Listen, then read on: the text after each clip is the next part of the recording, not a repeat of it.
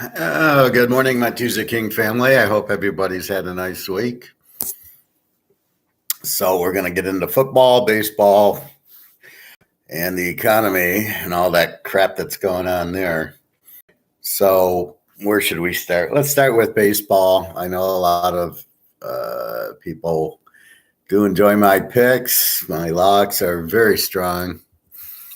But it is different than football. So keep in mind, football is once a week. You can bet $1,000 on the lock, $2,000. They tend to stay away from those type of bets. It's just too many games every day. So you just weed it down and look for a hot team. So let's get into baseball real quick, and then we'll talk about many things today. Anything on your mind, let me know. First game, Cleveland at the White Sox. McKenzie, 7-6, 3-2-0 against Danny Curto, 4-4, the 2-8-0. This game I like under. Curto's been pitching better, I've been noticing, and Teaserking does notice. So we're gonna start with an under there. Sox under, and the under is 8.5. That's pretty good under. Cleveland doesn't hit that much. Pretty good pitching. Excuse me, I'm just drinking. The Boston. Toronto put up like 100 runs yesterday. Over under 9.5. We got Manoah. They're aced. 10-4, the 2-2-8 against Crawford. 2-2 with a 4-5-0, and the way Toronto hit him yesterday. Let's take Toronto today. You got the ace on the mound, and they're hitting well, so they should. Boston's got to be freaked out whenever you give up 25 runs or whatever it was. It tends to freak you out. Houston and Seattle. Oh, there we go. My man Verlander. Ooh, against their ace. Ace against ace. Verlander, 12-3 with a 1.89. Gilbert, 10-3 with a 2.76. First lock of the day. We're going to take Houston under as opposed to Verlander. The over-under is 7. That's a good. He'll shut him out. So they're 3-0 because they got their ace going. So again, if Verlander's pitching a fifth or fourth pitcher with a 4 or 5 ERA, we lock Verlander. But when he's pitching against the Gilbert, who's 10-3 with a 2.76, there's not going to be any runs scored in this game. This would be a 1-0, 2-1 game, especially off the All-Star game. Both pitchers are well rested, so I'd look. And Seattle, I don't think you score a lot of runs there. So that's our first lock. Go under in the Verlander game. I love the Verlander. He's so consistent. Keeps the games low scoring and wins when he's facing a dog pitcher. The Cubbies against Eagles in the NFC East battle. We got Stroman, 2-5 with a 4.69 for the Cubs, and Zach Wheeler, 8-5 with a 2.89. We're going to go with Philadelphia there. Again, it's a nice pitching matchup. We got our ace, Wheeler, 2.89 against their fourth or fifth pitcher, 2-5 with a 4.69. You can't bet the Cubs pitcher to win. He's 2-5. He's got a 4.69 ERA. Our guy's 8-5, 2.89. They're at home. Take the Eagles. The Twins, the Vikings, and the Lions, NFC Central battle. Over 8.5. We got Joe Ryan for the Vikings, 6-3 with a 2.99. Nice ERA against Panetta. 2-5 with a 5.22. We're going to take the Vikings here.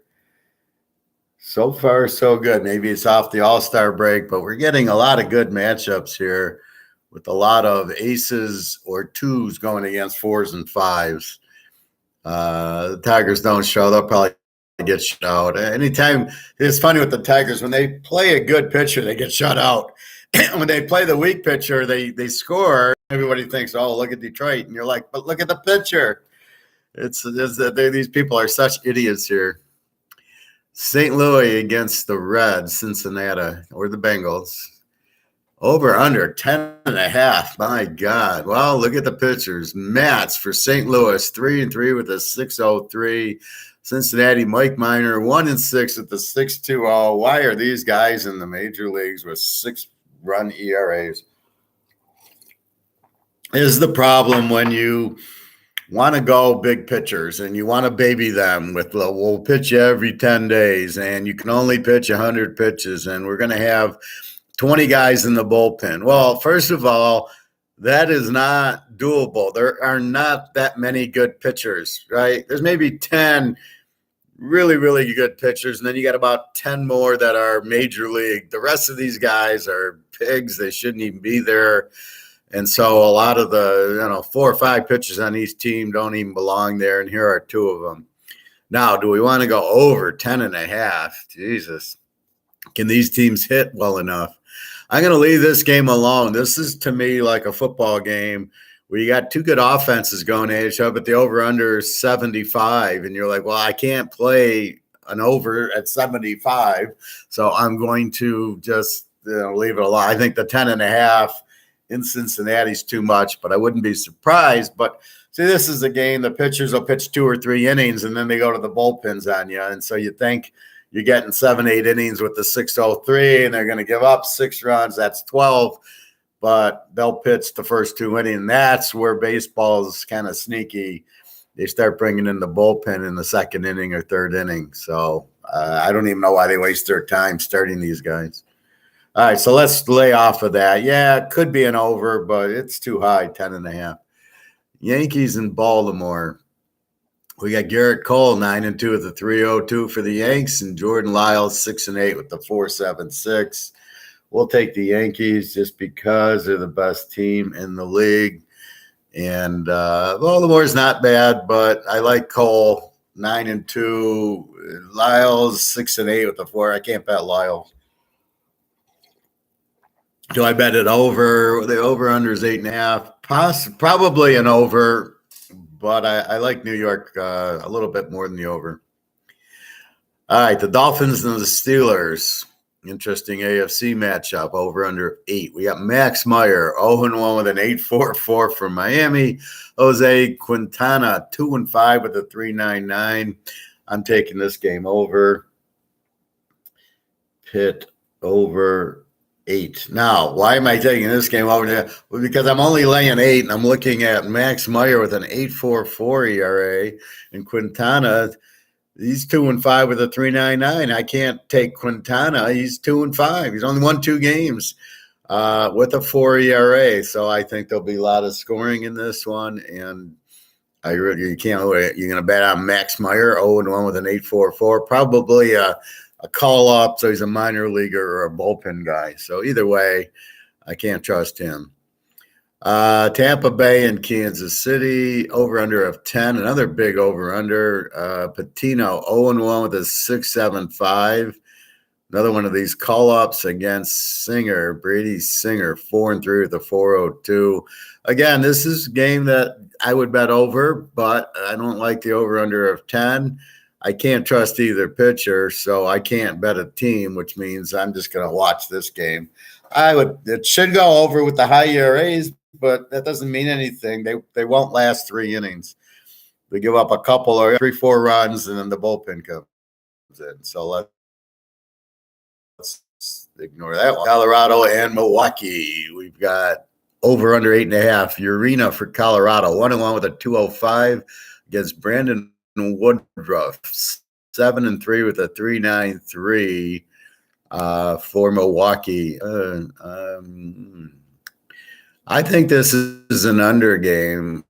Well, I don't know. Urena isn't real. As soon as he pitches 5-6 innings or gives up 3 runs, he's got a 5 ERA.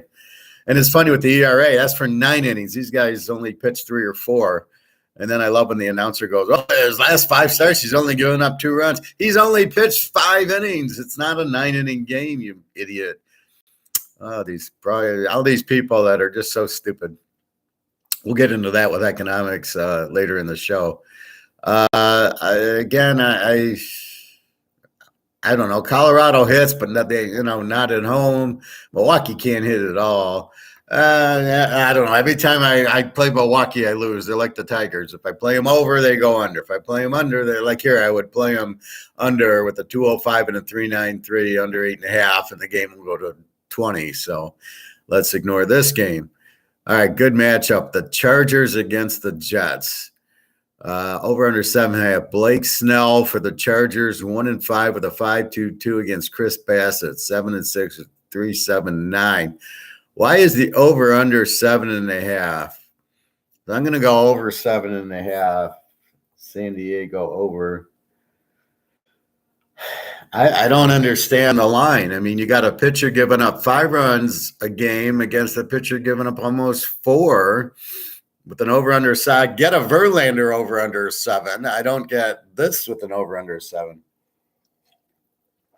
I got to track this more. Like when the over-under's screwed up, I got to track it and see if it stays under 7. And then you got to like, what the hell is going on? But, that's when it's fixed.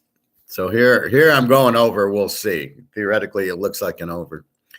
All right, the 49ers and the Rams, NFC West game, over under 7.5. We have Alex Wood for the 49ers, 6-7 with a 4.2. Against Urias, 8-6 with the 2.89. We're going to take the Rams here. I don't like Alex Wood. I saw him in the Cincinnati when I was in Cincinnati, 6-7 with a 4.20.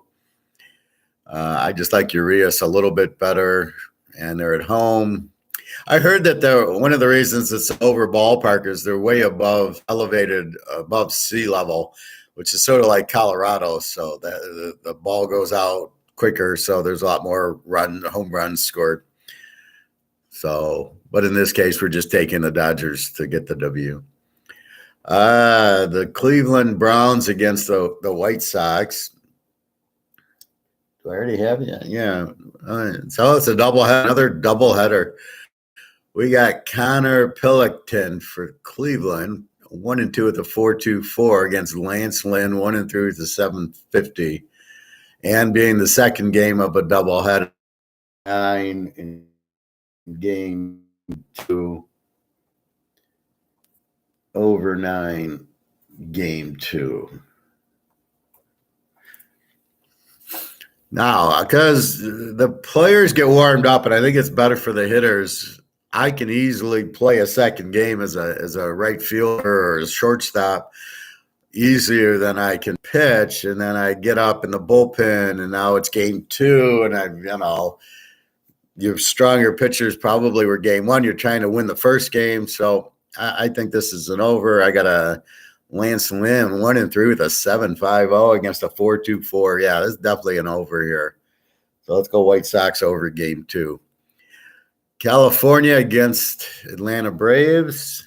In Atlanta, 8.5. We got Sandoval for the Angels, 3-5 with a 3.0. Kyle Wright, 11-4 at the 2.95. This is clearly an under. Atlanta under 8.5. And we're going to lock it. This is going to be a lock. California's got to be tired traveling to Atlanta, so going West Coast, East Coast, and they got a strong pitcher in Wright going with a 2.95. I think there'll be a shutout here in Sandoval. And I don't like this Santani guy pitching and then playing the next days and then pitching.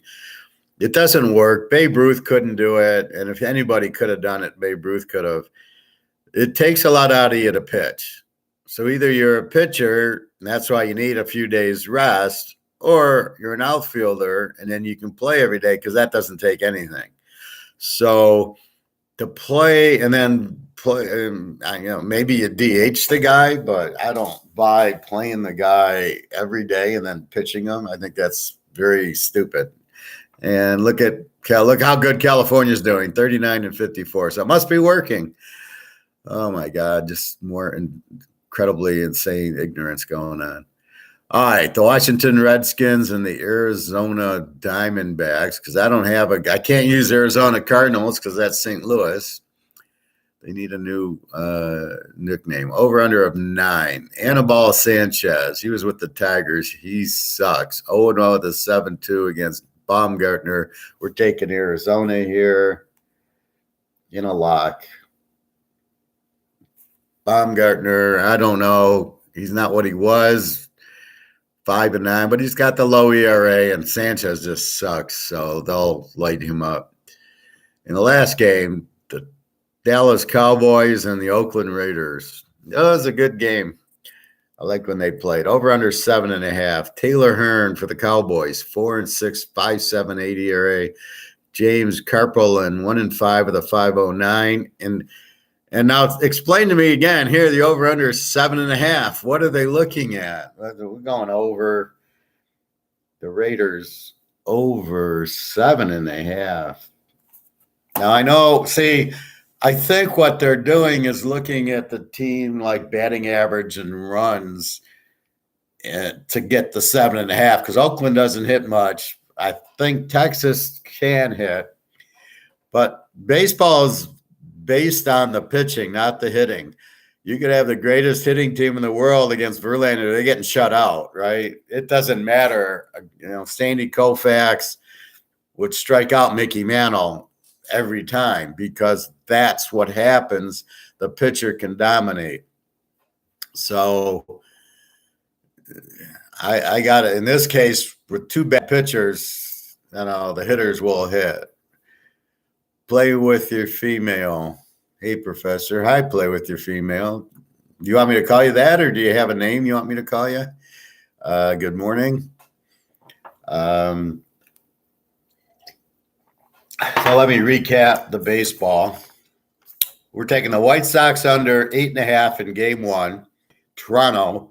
We're locking Verlander under 7 because he's facing the Seattle Ace, Gilbert. Philadelphia. The Vikings, the Yankees, Pitt over 8, Chargers over 7.5, the Dodgers, the White Sox over 9 in game 2, Atlanta under 8.5 is the second lock, Arizona is the third lock, and Oakland over 7.5. That is your baseball for today. Now let's get into some football.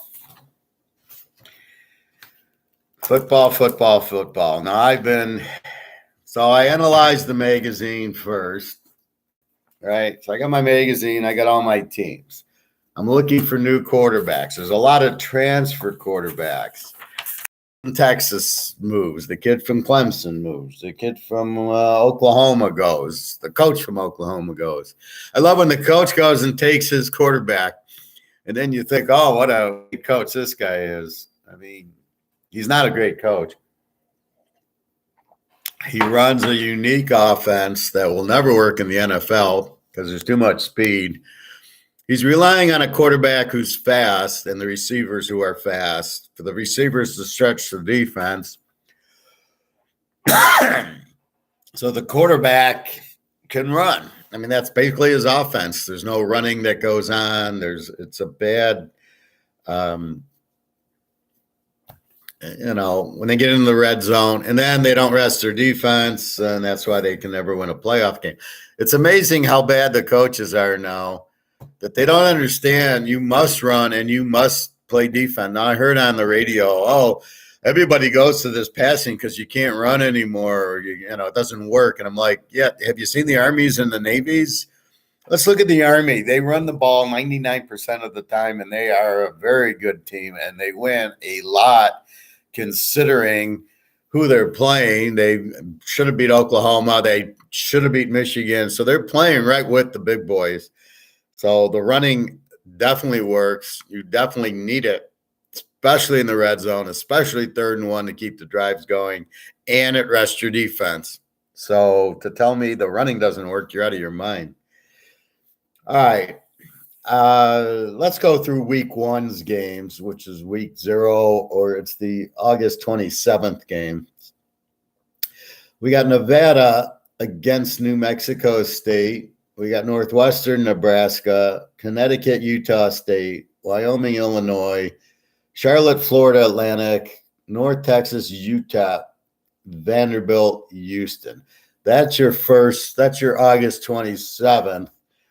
And then it looks like middle of the week, there's the 9-1 games, then the 9-3, which I think is this Saturday, and that's pretty loaded up.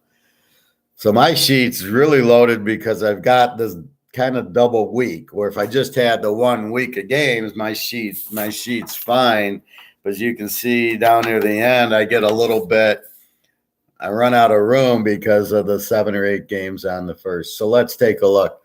First, we're going to look at how Teaserking does it. So Nevada, I have -14 over New Mexico State is -12.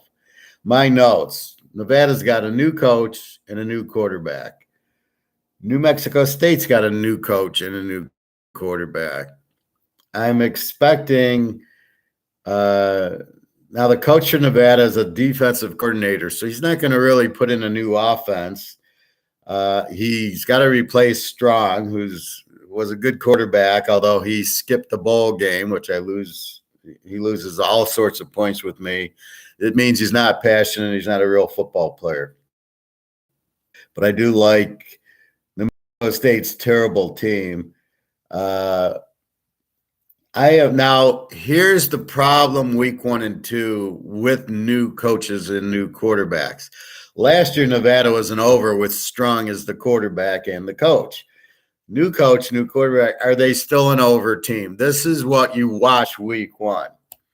And it's not going to help because New Mexico State's a Z team for new people, no offense, no defense. So the worst teams are Z teams, pro and college. Jacksonville, the Lions, New Mexico State, Connecticut, UMass, Vanderbilt, the Z and conference. These are the teams that just have no offense, no quarterback, and no defense. And you just lick your chops betting against them. Nevada had a good offense and should still probably have a good offense, but they get a new coach. So how many players transferred? How many new ones came? Are new players coming for this coach? Probably not. So this is a very, let's watch Nevada. New Mexico State will suck. The line is 12. It's a game that I wouldn't play. I would just probably watch. Nevada probably wins at least by 10, but I'm not going to play. I don't know Nevada because if the coach didn't change, I might play Nevada. But with a new coach, let's see what it's all about. Northwestern, Nebraska. Last year, Northwestern was a Z. Nebraska was an even team. What's an even team? They score 25 a game, give up 25, 26. So they're not a dominant offense or defense. They're in the middle, so they're even. And that's what Nebraska is. Now, they got a new quarterback, Martinez. He actually moved on. He's still in college. He'll probably stay in college 10, 15. He'll have a whole career in college. He ain't going to do anything in the pros. He's not very good. Northwestern was a Z last year. The coach is there. The quarterback returns. Nebraska, questionable running back and a new quarterback, but this is the quarterback from Texas. So this is a guy who couldn't make the Texas team is going to start at Nebraska. Why do I want a guy that couldn't make the Texas team? This is the problem I have with these transfers. So you're taking a guy who stinks. He couldn't make it. He got beaten out, but he's going to play. He's going to be good on our team. Really? I mean, he couldn't start at Texas. Nebraska's lane 12-51. Northwestern, returning quarterback, but he sucked. The defense sucked. Nebraska, fairly good defense. I do love Scott Frost from UCF, but he doesn't have Mackenzie Milton here. So I don't know. I don't know what he did. He should have stayed at UCF. He leaves there.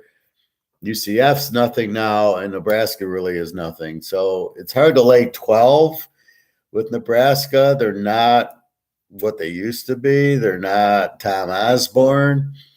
Northwestern, are they going to be that bad again? We don't know. It's another game that the spread's too high to take. The 51, where are you going with it?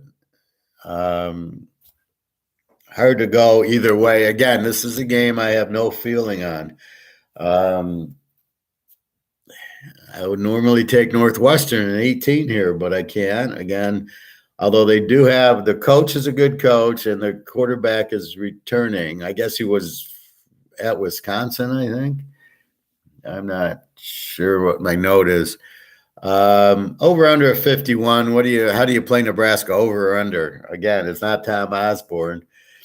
The quarterback dictates the over unders. If you have a good quarterback, you got Van Dyke in Miami, you're going over. So again, it's a no play. Game 3, UConn Z team, horrible team against Utah State, was a good team last year. My line, Utah State minus 21. The line comes out minus 28. Over under of 60. UConn with a new quarterback. Utah State, the returning quarterback, and they're running. The coach and the quarterback came from Arkansas State, who was a very explosive team. So they're going to score a lot. I have them as a B, so their defense is okay. UConn Z with no defense. I like this game over because I think Utah State will score. We got to see what UConn's about. Are they going to score? Well, Utah State doesn't have that great of a defense. They're not an A. They are a B, so they have a decent defense. I got to go over 54, so I'm just going to circle over, but I don't love the game. I mean, again, it's Utah State, but 28 is a little bit high, but they should kill Connecticut, and the game's at Utah State, so they got the high elevation, which should help them. I think Utah State gets off, and then they got to play. Utah State plays Alabama the next week, so they have to win this game because they know they're going to lose to Alabama. They don't want to be 0-2, so they'll be motivated. Wyoming and Illinois, these are both under teams. My line, Illinois minus 14. The real line, Illinois minus 11. I got Illinois with good running backs. Terrible coach. The guy from Wisconsin, and then he went to Arkansas, and he sucked. They have a new quarterback, the kid from Syracuse, and Wyoming has a new quarterback. Wyoming is a under team. They try to have the good defense. Their offense is okay with a new quarterback. So they'll probably be running the ball. Illinois has good running. They'll probably be running the ball. I don't see a lot of scoring here. The over-under is 46. I like this game under. I'm not touching Illinois minus 11 down to 5. Wyoming could easily, but they could get the W here because Illinois is really not that strong, and they're taking the Syracuse quarterback.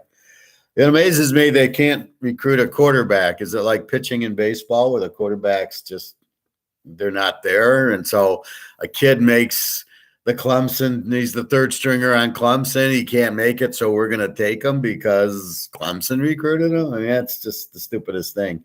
Can't you look at a high school guy and say this guy's good and recruit him? Or do they all get paid by Alabama and Ohio State and go there? So we like the game under 46. We teased it to 52.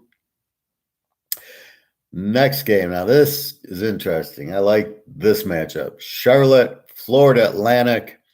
Charlotte's an over team. Good quarterback. Reynolds, terrible defense. Florida Atlantic, I have as an even team. They score 25, give up 25. Both quarterbacks are returning. My line was Charlotte minus 7. The line comes out Florida Atlantic minus 7. So I start reading it. Florida Atlantic, not too bad. They have the Miami quarterback, Nikoski Perry, who sucked at Miami. Was their quarterback last year. Florida Atlantic did beat Charlotte pretty good. So Charlotte has a good quarterback and scores, but everything else sucks. Their defense sucks. They can't run. So it's a quandary of, well, Charlotte's going to score, but they're going to let up a lot of points. Florida Atlantic apparently will score. But they're not an over team. They're an even team. So they score in the mid-20s, give up mid-20s. Charlotte does score. I think the best way to play this game is the over-under of 57. I love over 51 in this game. Charlotte will score with Reynolds. He's a very good quarterback. They'll light it up. Florida Atlantic will have to light it up to keep pace. Charlotte's defense won't really be able to stop them. So look for over 51 is a joke in this game. Both quarterbacks returning. Now here, this could be my lock. North Texas, UTEP. North Texas is an over.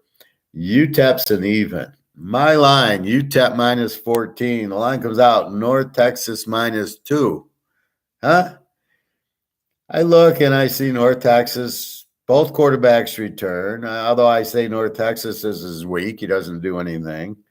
I look at North Texas, I study them, I go, are they that good to be a road favorite? I go, no.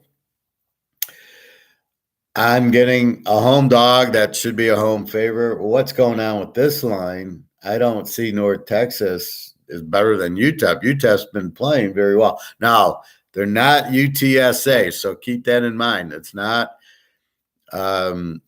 my team UTSA that went to the bowl game, that won their conference, that we won a fortune on last year. This is UTEP, Texas El Paso, not Texas San Antonio. So it's not, don't think it's UTSA, but UTEP was getting better and better. They're a home dog to North Texas. Maybe it's a rivalry game. I mean, there's so many Texas teams. But I love UTEP getting 8 in this game at home all day long. I like their quarterback, and I don't love North Texas's quarterback, and they're not. North Texas is an over team. They don't have a defense. And this is what we like. So we're going to take – I got a nice home dog with the team that should be favored in North Texas. They're not great. They weren't great last year. So take UTEP plus the 8. That's a good pick. And the last game on the 27th or that the bouts is Vanderbilt Hawaii. I have Vanderbilt minus 21. The line comes out Vanderbilt minus 7. Huh? Vanderbilt, terrible coach, returning quarterback. Hawaii has a new coach. Used to be the quarterback at Hawaii, and he was a damn good one. And I got a new quarterback, and I think I want to say it's Oregon State. Maybe he was from Oregon. He's a transfer, the Hawaii quarterback. So Hawaii has a coach who used to be the quarterback, and a good quarterback. So obviously they're going to be an aggressive offense, no defense. Vanderbilt is terrible coach, returning quarterback. Vanderbilt's a Z team. Hawaii's an over team last year. New coach is Hawaii. They'll probably be the similar team, over, no defense.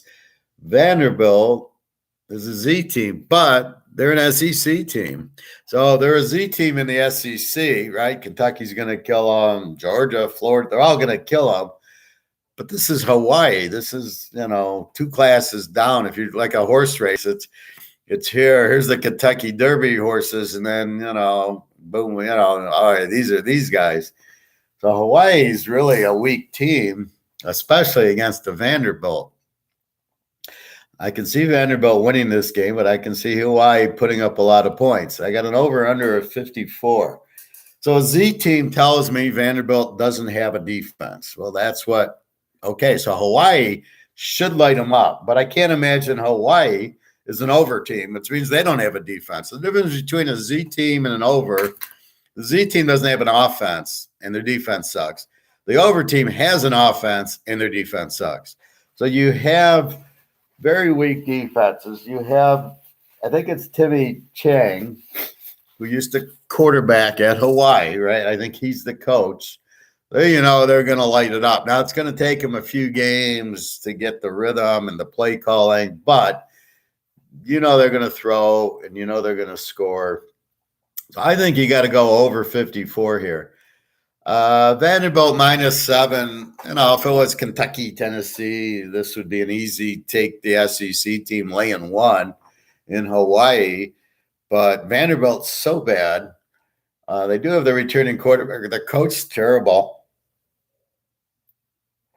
I think you gotta go over with the game. Hawaii will put up 30 on them, and with Vanderbilt's defense, I just don't see Hawaii not scoring in the upper 30s, even against the Vandy. But Vandy will score on Hawaii.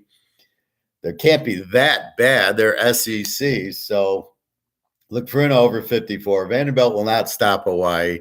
Not with Timmy Chang. And he's a new quarterback, but he knows quarterbacking. And he's a new coach, but he knows quarterbacking. So that's my week 1, my week 0, whatever, August 27th. Those are the games. So really the best one on there, UTEP as a home dog, the over in the Charlotte game, and maybe the under in the Wyoming-Illinois game. Watch the Nebraska-Northwestern game. Learn from it. That's what we do. We watch the box score and we go, what happened? Who's the new quarterback? Martinez is gone for Nebraska. You got the kid from Texas. He wasn't any good at Texas. Maybe he's better. He's no Mackenzie Milton, I guarantee you that. And Northwestern, they're terrible. So we'll see if they got better. Nevada, who's the new quarterback, and North Texas. Why are they favored? And so it's really not interesting games. But let me give you the interesting games for the next week that I've kind of circled. So Louisiana Tech, Missouri. Louisiana Tech's going to a spread offense, and Missouri's, it's 2 over teams, and the over-under is 59. I got Missouri as a weak defense, returning quarterback. I got a new coach for Louisiana Tech who's a Mike Leach disciple, and I got the quarterback from TCU. I don't think he was the starter. Maybe he was, but I think he's the second guy, is the quarterback for Alta. Well, at least he's from TCU, so he got recruited. He's a good quarterback. So you're going to have plenty of scoring in that game. The over-under is only 59. As we just talked in baseball, the 59 is like a 7 where I can't figure out. Both pitchers have 3.5, 4 ERAs, and the over-under 7, and you're like, well, what the fuck?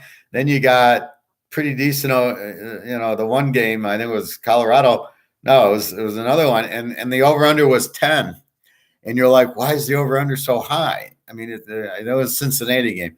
And it's like, so this is what should be 65, 66 over-under is a 59. And keep in mind, we live in teaser land. That goes down to 53. A 53 in a Louisiana Tech Missouri game is nothing. That's probably close to halftime will be in the 40s. So we like that game. Let's go down. So let's see. What did I say? Western Kentucky, over under 62. That's an over. Western Kentucky always scores. So I'm surprised Zapke, the quarterback, threw like 60 touchdown passes and 7 interceptions. And he gets drafted in the 5th round by New England.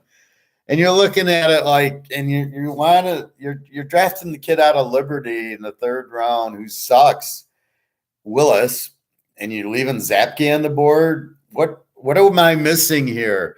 And then these guys, Willis does nothing. It's like Jalen Hurts does nothing. He's a running quarterback. Why they think the running quarterback's special, I have no idea. It doesn't work. It never has. It never will. It's the quarterback, dare I say, Stafford, Russell Wilson, Mahomes, Brady Rodgers, who stands in the pocket and throws the ball to the fucking receivers. That is the good quarterback. These runners, Jalen Hurts can't hit the broadside of a barn. Tagliavua, Jackson, none of them are a good quarterback. So you've got all this wasted talent at wide receiver who can't get the ball. So, you got Jerry Rice. Use him. That's why Steve Young could not win at Frisco until he started throwing the ball. He wants to run. You got Jerry Rice. You don't run. You throw the ball to Jerry Rice. And that's until he started doing that, they didn't win. And they finally won that one Super Bowl because he finally started throwing the ball, which is what he should have done. So I don't get these running quarterbacks. Anyway, so Western Kentucky, Hawaii, we have 2 strong offenses. Hawaii should be strong. They'll have a game under their belt with the Timmy Chung coach is a quarterback who's gonna teach them, and they'll just be they won't play any defense. So 62 in this game will be halftime score. So go over here. Let's see. BC Rutgers.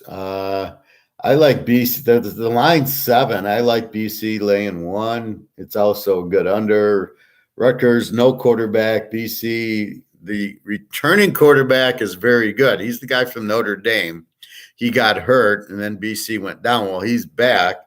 So I look for BC. Only laying 7 to Rutgers is a joke. Ohio State 14 over Notre Dame. I absolutely love Ohio State here. They are pissed off. They didn't make the playoff, and this is a primetime game for them to kick Notre Dame's ass. Notre Dame, new coach.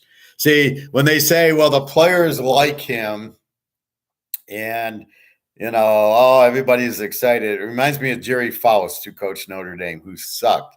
But he was like, he'd pat you on the back and say, okay, let's play a good game and da-da-da-da-da. But he couldn't coach. And that's what it sounds like here. This is a coordinator, I guess, who Kelly goes to LSU. He stays here. Everybody's happy because he probably doesn't know how to coach. He's a buddy, and nobody wins with their buddy at coaching football. You need a tough coach. You need to be told what to do and follow it in football, and you'll do it. If you're just out there, you'll just relax and you won't do anything. So I do not like the Notre Dame coach. They have a new quarterback. Ohio State, we all know their quarterback's back. We know their coach, and we know they're pissed, and they're at home. I had it Ohio State -10. It's 14. As long as we can keep the teaser under 10, 9.5. I like Ohio State at home, win by at least 3 touchdowns. Love that game. Maryland, Buffalo, their coach moved on. They got a new coach. Weak defense. They do the returning quarterback, but he sucks. Maryland is more of an over team. Returning quarterback, Tagliavua's brother, who sucks against good defenses, but he should eat this one up. Buffalo's terrible. Maryland, they'll want to get a big win. I had them laying 21. They're laying 22. Over of 64. I don't know that Buffalo can score, although Maryland's got a weak defense. I do know Maryland's going to light it up. I like Maryland laying the 22 down to 16. Absolutely. North Carolina 3 over App State. I had North Carolina laying 10. They're only laying 3. I read the quotes. New quarterback, obviously. Howell moved on, and he sucked last year. Against App State, who they do have a Clemson quarterback, Bryce, who was pretty good. I like App State's got a much better defense than North Carolina. They're an A team. They are strong offense, strong defense. They're both North Carolina. They're in North Carolina as well as North Carolina. North Carolina more of an over. They don't have the defense. New coach or new quarterback. I like App State in the 9 in this game, or if we can get more than 10. I think the line's a bit low, unfortunately. I was hoping to get at least 10 points with App State here, but I like App State. Wouldn't be surprised if they get the W. They're a very strong team, even though in Sun Belt. So they usually win the Sun Belt. I think Louisiana Lafayette got him, though, with Levi Lewis, who moved on. He'll do good in the pros, Levi Lewis. Colorado State, Michigan 28. I had him laying 28. You got a new coach, air raid coach for Colorado State. Michigan, strong running team, decent quarterback, strong defense. New quarterback for Colorado State. Michigan laying 28. I think Michigan wins easily here. An air raid offense against Michigan won't do anything. Michigan's seen it all. They play Ohio State every year. They play Purdue, Penn State. They see that type of offense. They're going to run it down their throats. Michigan needs to get off to a good. This is a game Michigan wins at home against a weak team. When you go on the road, they lose. When they play Ohio State, they lose. And they play Michigan State, they lose. But when they play a weak team at home, that's when they look good. It's very important to understand the personality of the team and the coach when they do good and when they do bad. So I just went through what Michigan is. And against this type of team, they'll win by 40. And if they had to go to Alabama or Georgia, they would not do well on the road in a regular season game. So this will be interesting when USC UCLA joins and they have to go to USC. They're gonna get beat. North Carolina State against East Carolina. My line was 10. The line is 10. And I'm not trying to match Vegas's line. I'm putting the market line. And as we talked in my economic videos about the market is, what do I sell it for and where are the buyers at? And that's what this line, my line is, what is the line that makes that I think makes the game even? I don't care what Vegas says. I'm not trying to make the betting even. I'm trying to make the game even. So I got North Carolina State 10 points over East Carolina. North Carolina State's a very good team. I love their quarterbacks, very strong defensively. East Carolina is an E team. Now they are trying to be more of a running team, and I call them like Army. Army is a run it 99% of the time, which makes the game go under because you're running the clock, you're running the ball. They run on fourth down. Every drive's 12 plays, 8 minutes. So there's less drives, there's less scoring. Although Army they were an over team. They must have just short passed or whatever they did, but they were getting a lot of scores last year, Army. I'll have to get my eye on them. NC State minus 10 against, let's call it Army. Very balanced. They got a good quarterback, Ehlers, East Carolina. He's returning. North Carolina State, I think it's Devin, very good quarterback, returning, very good defense, very strong team, NC State. Minus 10. I like NC State. And I like the under in the game because if East Carolina is going to play Army, it means they're going to run. You're not going to run a lot on NC State. Very good defense. So I think this is also an under. But I like NC State minus 4. East Carolina is also like half state. It's in North Carolina. So it's a North Carolina State against East Carolina. So it's North Carolina, North Carolina. Only laying 10. I like NC State. They're an A team, very strong team, good quarterback, good defense. So they should definitely, win by 14 at least. UCLA Bowling Green. Bowling Green is a W, which means they score a little bit more, and their defense probably gives up 30 a game. Returning quarterback and obviously UCLA, Thompson's returning. What is my notes? I think I say average quarterback for Bowling Green. Being a W, they don't have much of a defense. UCLA, I had laying 21 or laying 27. I love their offense, UCLA. They were one of my locks in the bowl, and then the game gets canceled. Them and Miami, both. I would have had 10 winners and 10 locks. And Miami and UCLA played in the freaking bowl games. It's unbelievable. So they didn't play. They're laying 27. We cut them to 21 at home. Over team. They will score and score and score. Definitely love UCLA laying 21 there. Cincinnati, Arkansas, very good game. Cincinnati loses Ritter and Ford, their running back and their quarterback. Still have a strong defense. Their quarterback is from Eastern Michigan, Bryant. He's new for Cincinnati, but he played at, how good's he going to be that he left Eastern Michigan because he couldn't make that team. So you question it. So they're going to run and play defense.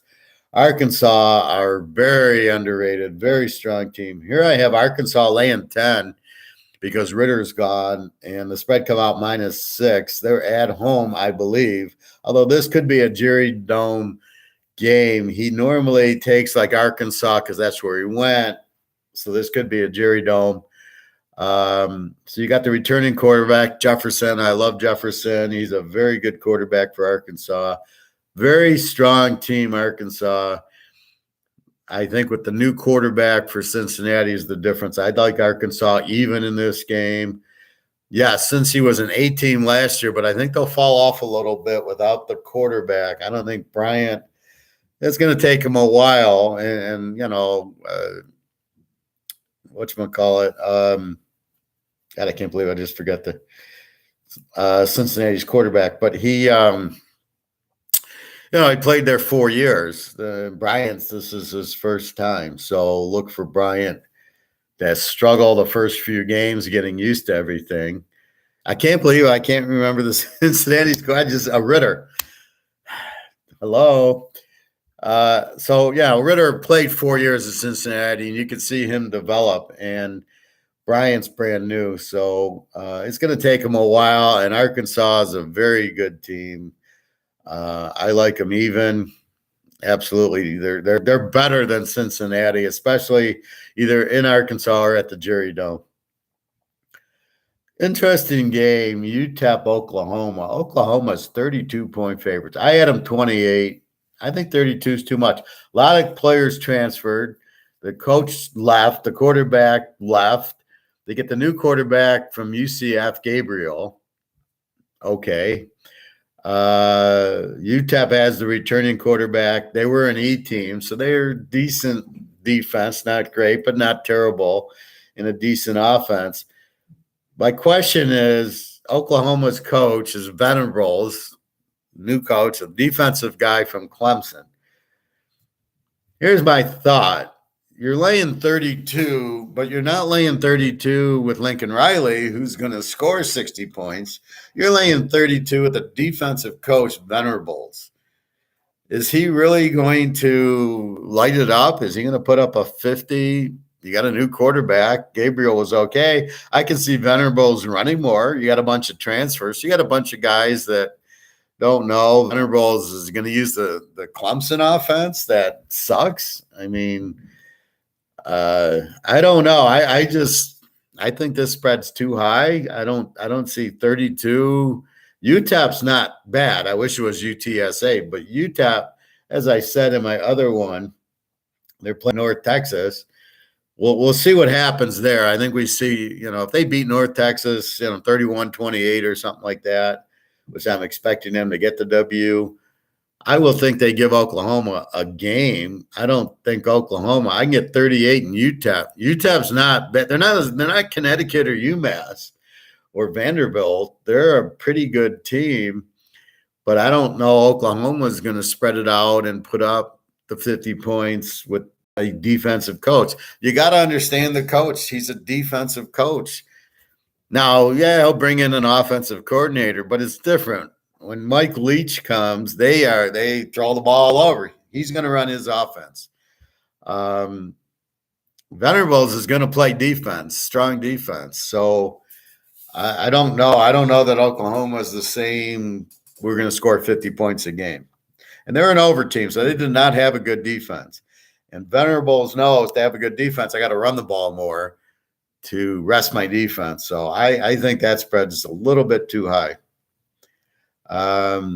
Georgia, Oregon, very interesting game here. I have Georgia -10, probably because I wanted the spread low, and the spread's at 18. The game's in Atlanta.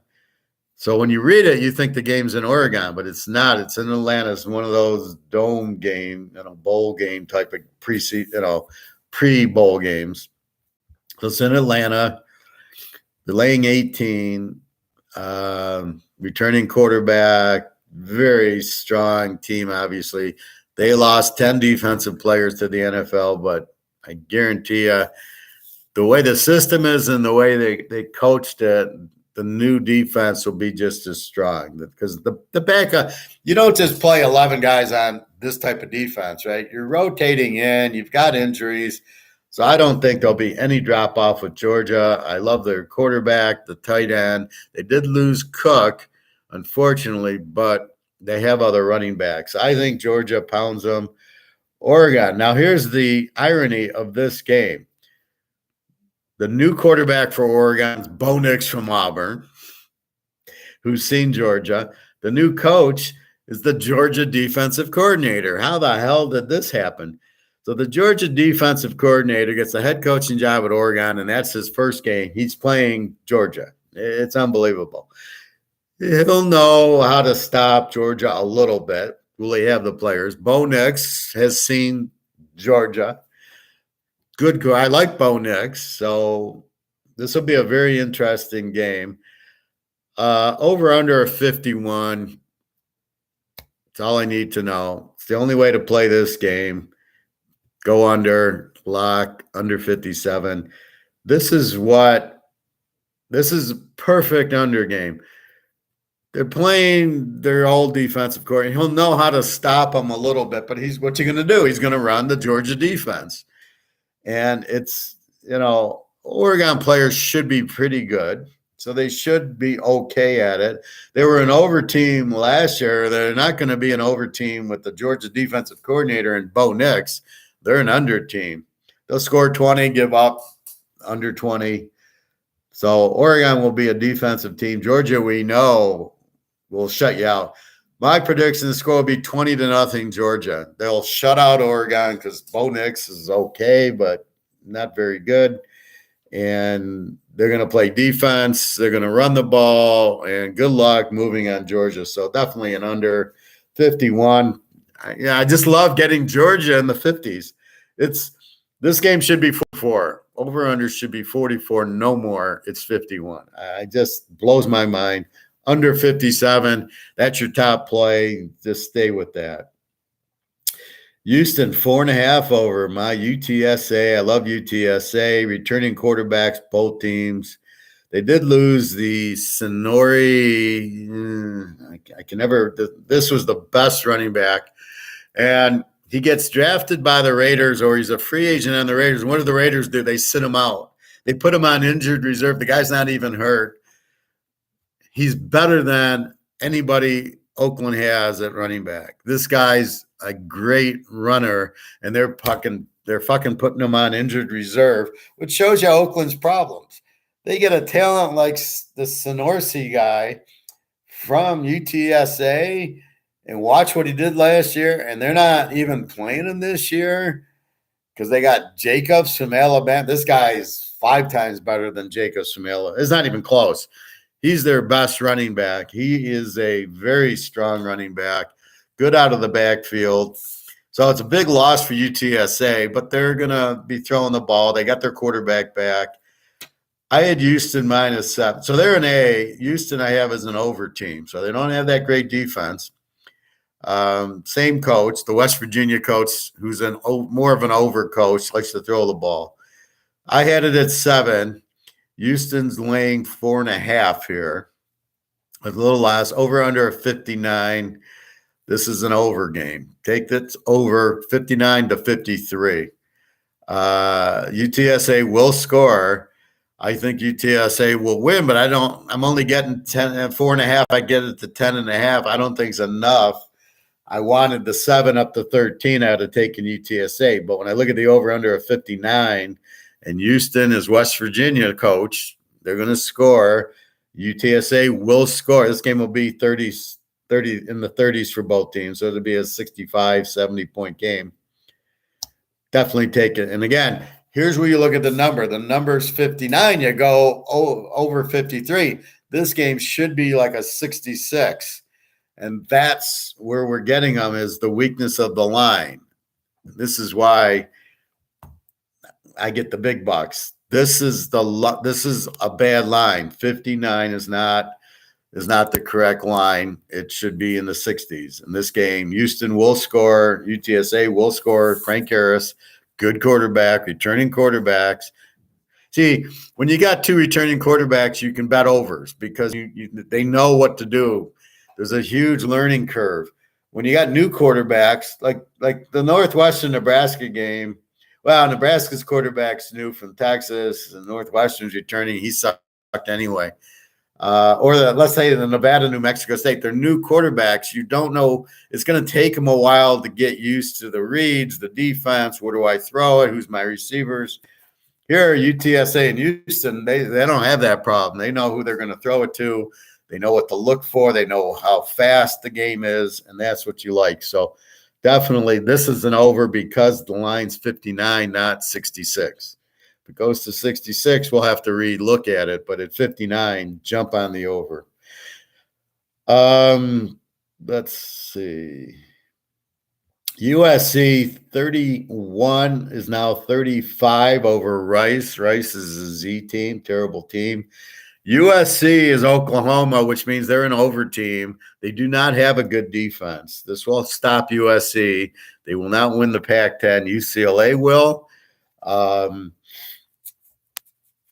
There was another good team, I think, in the past. Well, UCLA wins it. Oregon State's fairly good, but not there.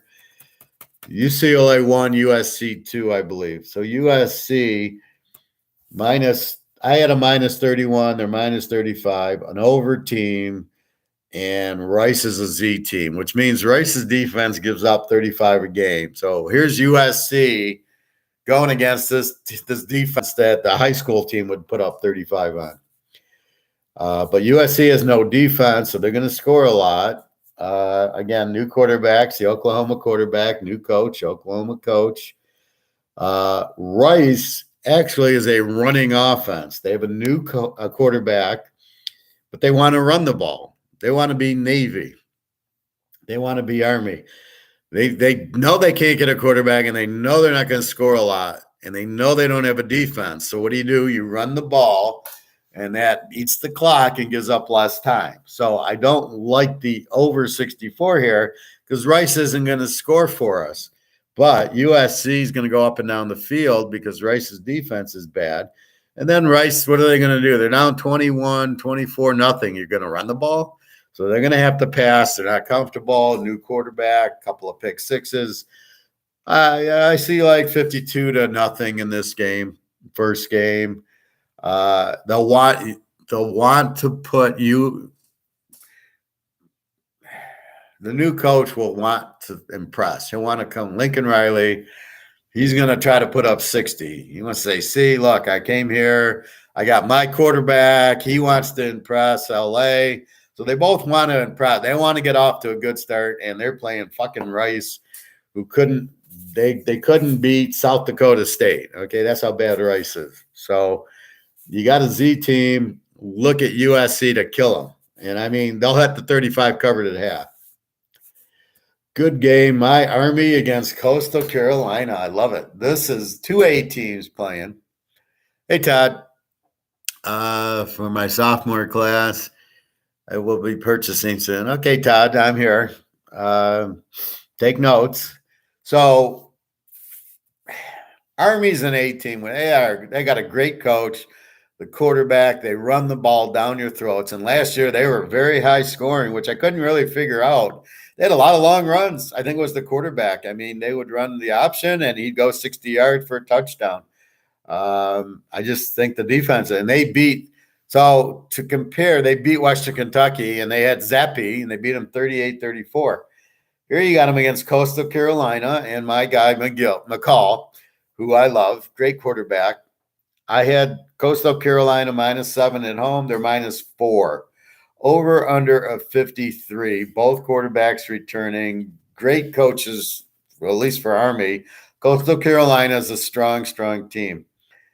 Normally, I love Army as the dog in these type of games, which I do here. Over under a 53. With McCall, they don't have that great a defense. I think Army seems to have scored last year a lot.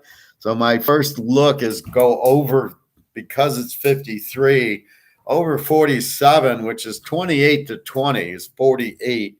And with McCall and this Army team that now seems to score a lot, and they got the quarterback back, I just think this game goes over. I don't think they're going to stop McCall. McCall's outstanding, and Army does score, and Coastal Carolina's going to have a hard time stopping them. So if Army does what they did last year, and that's the if, they were very explosive last year. Now they're usually good against the pass. So if we look at the Western Kentucky game last year, similar game, Army won 38-35.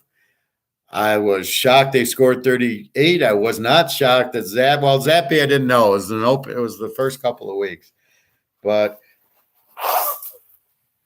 so it won't be a surprise for Army to see a quarterback like that. It won't be a surprise for them to run it down their throats, and it won't be a surprise for McCall to score. So I'm looking for a game in the 20s. You're looking at 53 to over 47. I think it should get over that.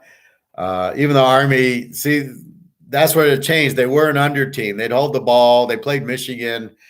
They played Oklahoma 21-21 and lost in overtime 24-21. They played Michigan. I think it was the same score. It was like 21-all, and then Michigan got them on a false start. Army's going to score a touchdown. They false start at the goal line, kick a field goal, and I think that was 24-21. So they're capable of putting up 20s on Michigan and Oklahoma. So definitely think this game gets that. Oh, no, my favorite was the Wisconsin game. Somebody on here bet me that Wisconsin would kill them. The spread was 14. I took Army, and Army, I think, lost by 7 at the end, like 21-14 or something. But, I mean, they scored on Wisconsin with their defense. But Army is very, very strong and very, very well coached. Utah, Florida, my team. This is the flavor of the year. This year's Utah. Incredibly strong team. They have the best quarterback in the nation with Van Dyke on Miami of Florida. These are the best two quarterbacks. Not the Alabama kid and not the Ohio State. Those are system quarterbacks. Look at it. Alabama loses a guy, Tate Tagliabue comes in. Then it's now the guy in New England, Matt Jones. He walks in and he's superstar. And then you got this guy. It's like I could go in and light it up for Alabama, but I can't throw that far. But anybody can walk in and put up numbers means it's a system. Ohio State, the same thing. Caldwell Jones came in and won the title. He beat Oregon. Then you had T.J. Barrett. You had Fields looked like a superstar. Look at him in Chicago. He doesn't even know how to throw the ball. He can't read defenses.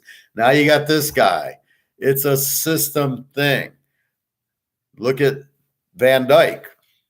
You had God almighty. You had Derek King, transferred from Houston because he got hurt, goes to Miami, sucks. Van Dyke comes in and puts up 40 a game. That's not a system thing. Utah has some quarterback who sucks. They put Rising in. They start scoring 40 a game. They Ohio State to a 95-point Rose Bowl. The guy's great. Utah, I have 7 over Florida. The line comes out 1.5. Lock. You locked us with the Georgia under. Utah minus 1.5. Now, Nick keeps saying I can only see 2s. I see a lot of 1.5s. You want the 4.5. It won't matter. Utah's going to win. As far as I know, I think the game's in Florida, but let's keep it. I'll double check to see if it's one of these. So we know the Georgia-Oregon games at the Mercedes Dome in Atlanta. We don't know if this is a special game in New Orleans or it's just a regular at Florida. We'll keep that in mind. It won't matter. They will not stop rising. Florida, weak coach, new quarterback. Utah, strong coach, returning quarterback who's a superstar, the number 1 quarterback in the league with Van Dyke. They're 1-1A. They will not lose to Florida. They're laying 1.5. They get 4.5. That's a lot. Florida is not that good of a team, all right? They're not. Utah's an A, right? Utah scores 40, gives up 20. I mean, Utah, you saw what they did to Ohio State. They lit them up. Ohio State lit them up, but Florida doesn't have anywhere near that type of offense. So love Utah. Laying the 1.5 should be 7. So that's where sometimes, even if I'm laying 3, the spread should be 7. I should be laying 1. So if it's a 2 or a 3 and I'm getting 2 or 3 points, I'll take it because I should be laying 1. I'm getting points. That makes it even a stronger bet. So take Utah with Rising, best quarterback. They will win pretty easily here. Let's go. SMU plays North Texas. Let's watch North Texas in the first game against UTEP. So they're a 2-point favorite at UTEP. I like UTEP there. Now week 2 or week 1.5, it's SMU laying. I had them 7. It's 8 against North Texas. SMU, great quarterback, over team. North Texas will have to see. North Texas, I got it as a weak quarterback. They'll never keep up with SMU and their offense. Both quarterbacks return. Mordecai from Oklahoma, very good quarterback. Over under of 68 is a big number. See, that's what I'm talking about. That takes the playoff. Then I just assume take SMU. But what gets me is the North Texas UTEP line is 56 over under. All of a sudden they play SMU at 68. So either North Texas can score or they can't score. I mean, they can't score against UTEP, but they're going to make it a 68. That's where it's SMU's offense is so strong. But here's where a 68, I can't go over in this game. I can't trust North Texas to score. I like SMU minus the 2 here. SMU will win. They'll score. And North Texas, I don't know. We'll get a good look. So we'll wait till the UTEP game, but I definitely like SMU here. Ole Miss and Memphis is a revenge game. Memphis won last year. Memphis has a new quarterback. No, they got a returning quarterback. Okay. Memphis's quarterback's returning. Ole Miss's quarterback's returning. It's a revenge game. I got Mississippi laying 14. They're laying 17. Over under 56. I love the over in this game. This is clearly Ole Miss will score. Memphis, always a strong offense, and with the returning quarterback, I definitely like that. Alabama 38 over Utah State, who's not that bad. That's a huge. I have Alabama 24, which I thought was okay. 38, you got to be. See, this is a gold line. What do I mean? Well, if you've been watching me with the gold, you know that gold isn't priced right? It's a fiction fantasy price. So the central banks can buy cheap. This line is ridiculous. Alabama 38. This is a line made so nobody bets Alabama. They want your money on Utah State because Alabama laying 38 is way too much. But they know there's going to be Alabama betting. So they're punishing the Alabama bettors who should be laying, 28, 29 in the game, or laying 38. But they'll lay the 38 because it's Alabama. And this is a bad line. This line is insane, but it's taking advantage of the Alabama bettors. So everybody knows I'm going to bet Alabama. I don't know what the line is. I don't know who they're playing. They're on TV. I'm betting Alabama. And that's what Vegas is doing. So they're kind of cheating by upping the line that's not real. So if you're the professor, you do not lay 38 here. You might honestly take the 44 in Utah State. But you don't make a living betting against Alabama unless it's Georgia or it's Joe Burrow on LSU or maybe Clemson. You don't, or Ohio State. You don't make a living betting against Alabama. So you can't really take Utah State with 44. So the over-under on the game is 63. We'll watch Utah State the first week, plays Connecticut. They'll kill them. They'll probably put up a big number. As I said, they know they got Alabama coming. So I think what happens is they come out. It's probably an over. The over of 63 is not inflated as much as the line laying the 38. There's a whole difference there. So I think Alabama laying the 38 is too much, but the 63, Alabama will score because of the system that I just talked about.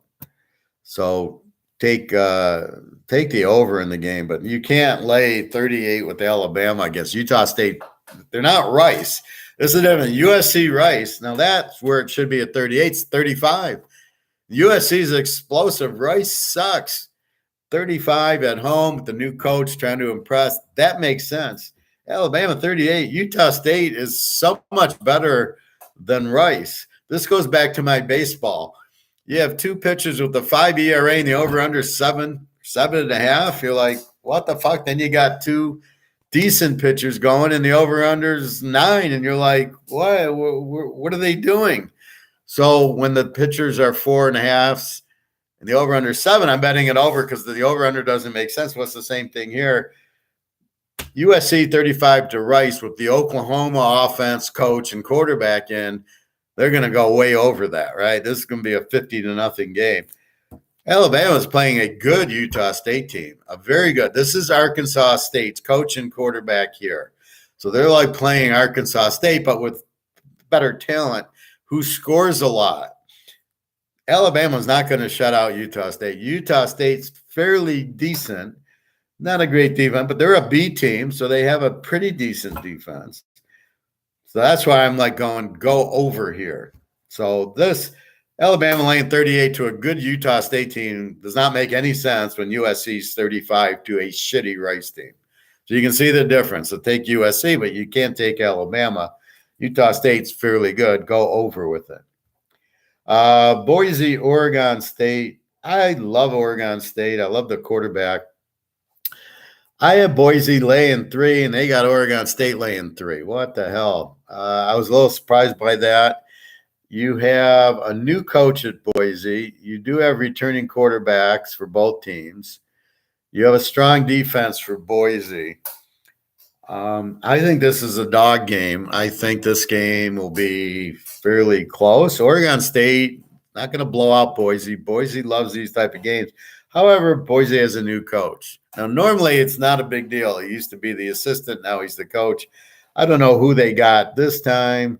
Supposedly a strong defense and the returning quarterback. So I like Boise. I don't love them here. Oregon State, I love their quarterback.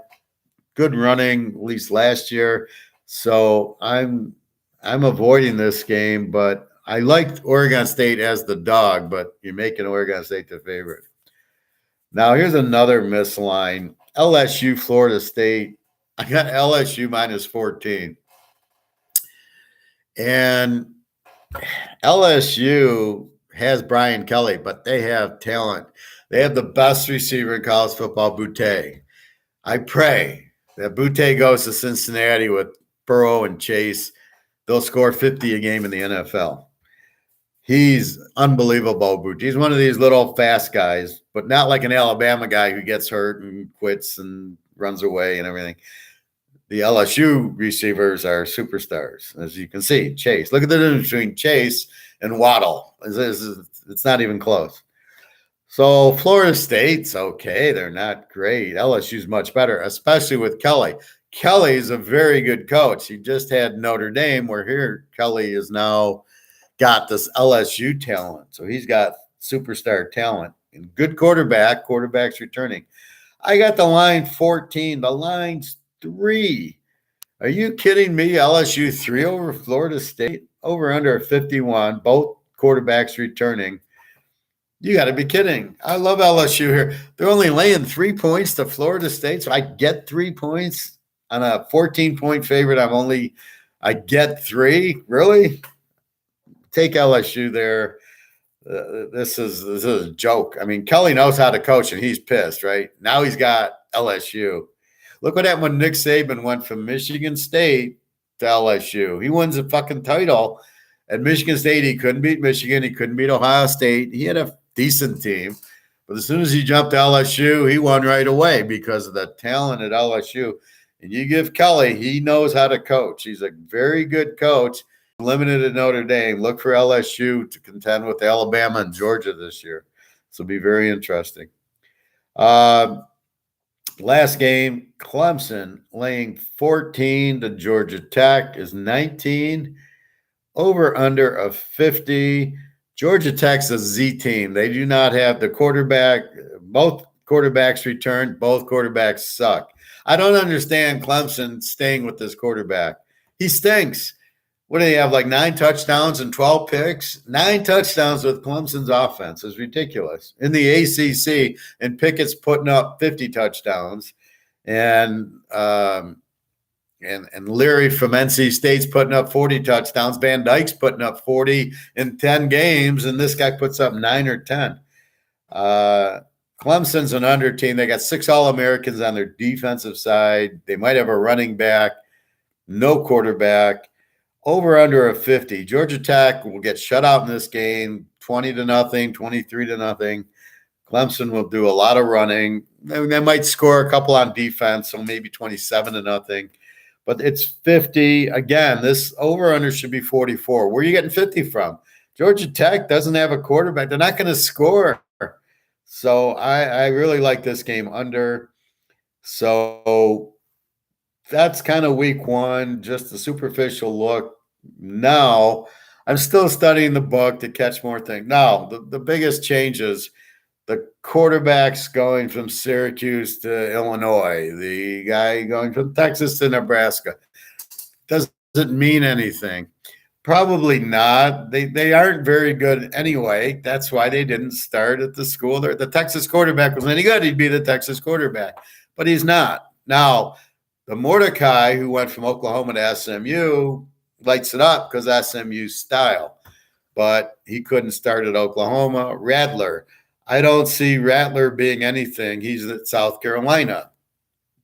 He started at Oklahoma. He sucked because he wasn't a runner. And that shows you the flaw in the Oklahoma offense. They didn't have the running quarterback. They didn't do anything. Then they switched to the runner, and now he looks like a star. It's not a star. It's the type of offense. So Rattler is not very good. He'll go to South Carolina. He won't do anything there. Most of the Clemson quarterbacks that transfer don't do anything. Just because they get signed by Clemson, if they don't start, they're not really good. So I don't see anything. So I don't think Rattler is going to come in at South Carolina and you're going to go, I'm betting South Carolina because they got Rattler. If you do that, you're going to lose a lot of money. So a couple places it makes a difference, but not overall. It's some guy with some experience, but does that really matter? Not maybe only the first game or the first 2 games. You got to get used to your team. Then the new coaches, they got to get used to the team. Brian Kelly might start off hot because he's been there, but some of these other new coaches, Connecticut, new coach, he ain't going to do anything. So you got to keep that in mind. They're not really going to do much, but you watch what you're watching for the first 2 or 3 weeks is the new Van Dyke. That's what you're looking for. Hey, Derek. Thank you, Derek. Well, thank you, Derek. I appreciate that. Yeah, a lot of people don't get me right away. And then as we pick a lot of others and they start understanding what I'm saying from my point of view, they start getting it. I used to talk with Nick and he'd go, I want to do a formula. And I go, you can't do a formula on this. And I know that's the kind of the trend is these algorithms and this money ball and baseball. It doesn't work. You cannot formula college football. You have to have it up here. You have to understand matchups, coaches, quarterbacks, styles, and you cannot formula that. So people who are into formulas, they don't understand it. But then, like when I give you Georgia, Oregon, and I say the Oregon coach is the Georgia defensive coordinator, what do you expect is going to happen in that game? It's going to be 10-0. I mean, you're not going to get points from a Georgia defensive coach, now the head coach at Oregon, with Oregon has Bo Nix, who didn't light it up at Auburn. So, yeah, it's going to be very low scoring, but that's what you get that you can't get in a formula. How do you formula the Georgia defensive coordinator at Oregon? You can't. Derek, great rundown for the start of the college season, Moss. Thank you. Yeah, I did baseball. Let me quickly run through that for you because I know I did it real early, but I know I get people coming. So let's go through baseball today again. Game 1 of the doubleheader, take the White Sox under 8.5. Take Toronto. The lock is Verlander, but since he's facing Gilbert, the Seattle Ace, we're going under. That's the lock, under 7 in the Verlander game. Houston. Philadelphia, Minnesota, the Yankees, Pitt over 8, San Diego over 7.5, the Dodgers. Game 2 of the doubleheader, take White Sox over 9, The second lock is Atlanta under 8.5. We got aces going in that game. Arizona lock. We got a real dog pitching for Washington. And the last game's Oakland over 7.5. I did not play all the games because some don't make sense. I'm still trying to figure out the Milwaukee Brewers. That's your baseball picks. Football, again, we'll quickly just recap. I like the over in the Charlotte, Florida Atlantic game. I like UTEP as a home dog in that first kind of week. And then the real first week, Louisiana Tech, Missouri over because 59 is the joke. Ohio State, I like. Keep it under 10. I got to keep looking for over-unders. Maryland, I like, laying 22 down to 16. Michigan should romp, laying 28 down to 22. North Carolina State, lay the 4. Teaser World, I love UCLA. Arkansas, careful on the Oklahoma game. I don't think they cover 32. I think that's way too much. Georgia, Oregon, under 51. Absolutely. I like UTSA getting as a home dog to Houston. USC, big over Rice. They'll want to impress the first week. Army, Coastal Carolina, take over 53 to 47. Love McCall there. Utah, love Utah over Florida. Best quarterback rising with Van Dyke, the Miami of Florida quarterback, are the best 2 quarterbacks in the country. SMU over North Texas. I love LSU only laying 3. They should be laying 14. Clemson under. Ole Miss is in a revenge game, but I like it over because the over is only 56. Stay away from Alabama. 38 is way too much. Probably go over in the game. And that's it. Be careful with Oregon State. Boise, I liked Oregon State as a dog. That is your college football week 1. Pros, I'm looking at pros, okay, and I absolutely did not believe what I saw. I saw 1, 2, 3, 4, 5, 6, 7, 8, 9, 10, 11 new fucking coaches in the NFL. Are you kidding me? 11 new coaches in the NFL. Well, how do you have 11 new coaches? And most of them suck. Most of the coaches that are there suck. Probably Pete Carroll's the best, and then maybe Aaron Rodgers and Tom Brady are the coaches of their team. I mean, Pete Carroll is probably the best coach. Belichick, you're seeing without Brady, he's not really a good coach. Andy Reid's, he sucks in big games. He lost 4 for Philly. He lost 4 for KC now. He's 1-8 in big games. So he went to the Super Bowl 3 times, lost 2 times. And with McNabb, he should have been more successful. He lost to Tampa Bay at home with McNabb. And then here he's got Mahomes, and he's only won 1 Super Bowl. I mean, that's just ridiculous. Terrible coach there. Houston hired Lovie Smith. Really? We'll be betting hard against Houston. Chicago, Everfluss. Who the hell is that? I don't love the 49er. I do like the Ram coach. I think he's okay. New Orleans lost a lot when they lost. I'm hoping that whatchamacallit gets picked up. McDaniel from Miami. Who's that? Pittsburgh. All right. I was a huge Chuck Noll fan. I wasn't a huge, the other guy who's on NBC, who's the coach, who I'm like, really? And then this guy's okay. Cincinnati, I don't know. Just get out of Joe Burrow's way. Harbaugh, Baltimore, I think he's gone down the wrong path with Lamar Jackson.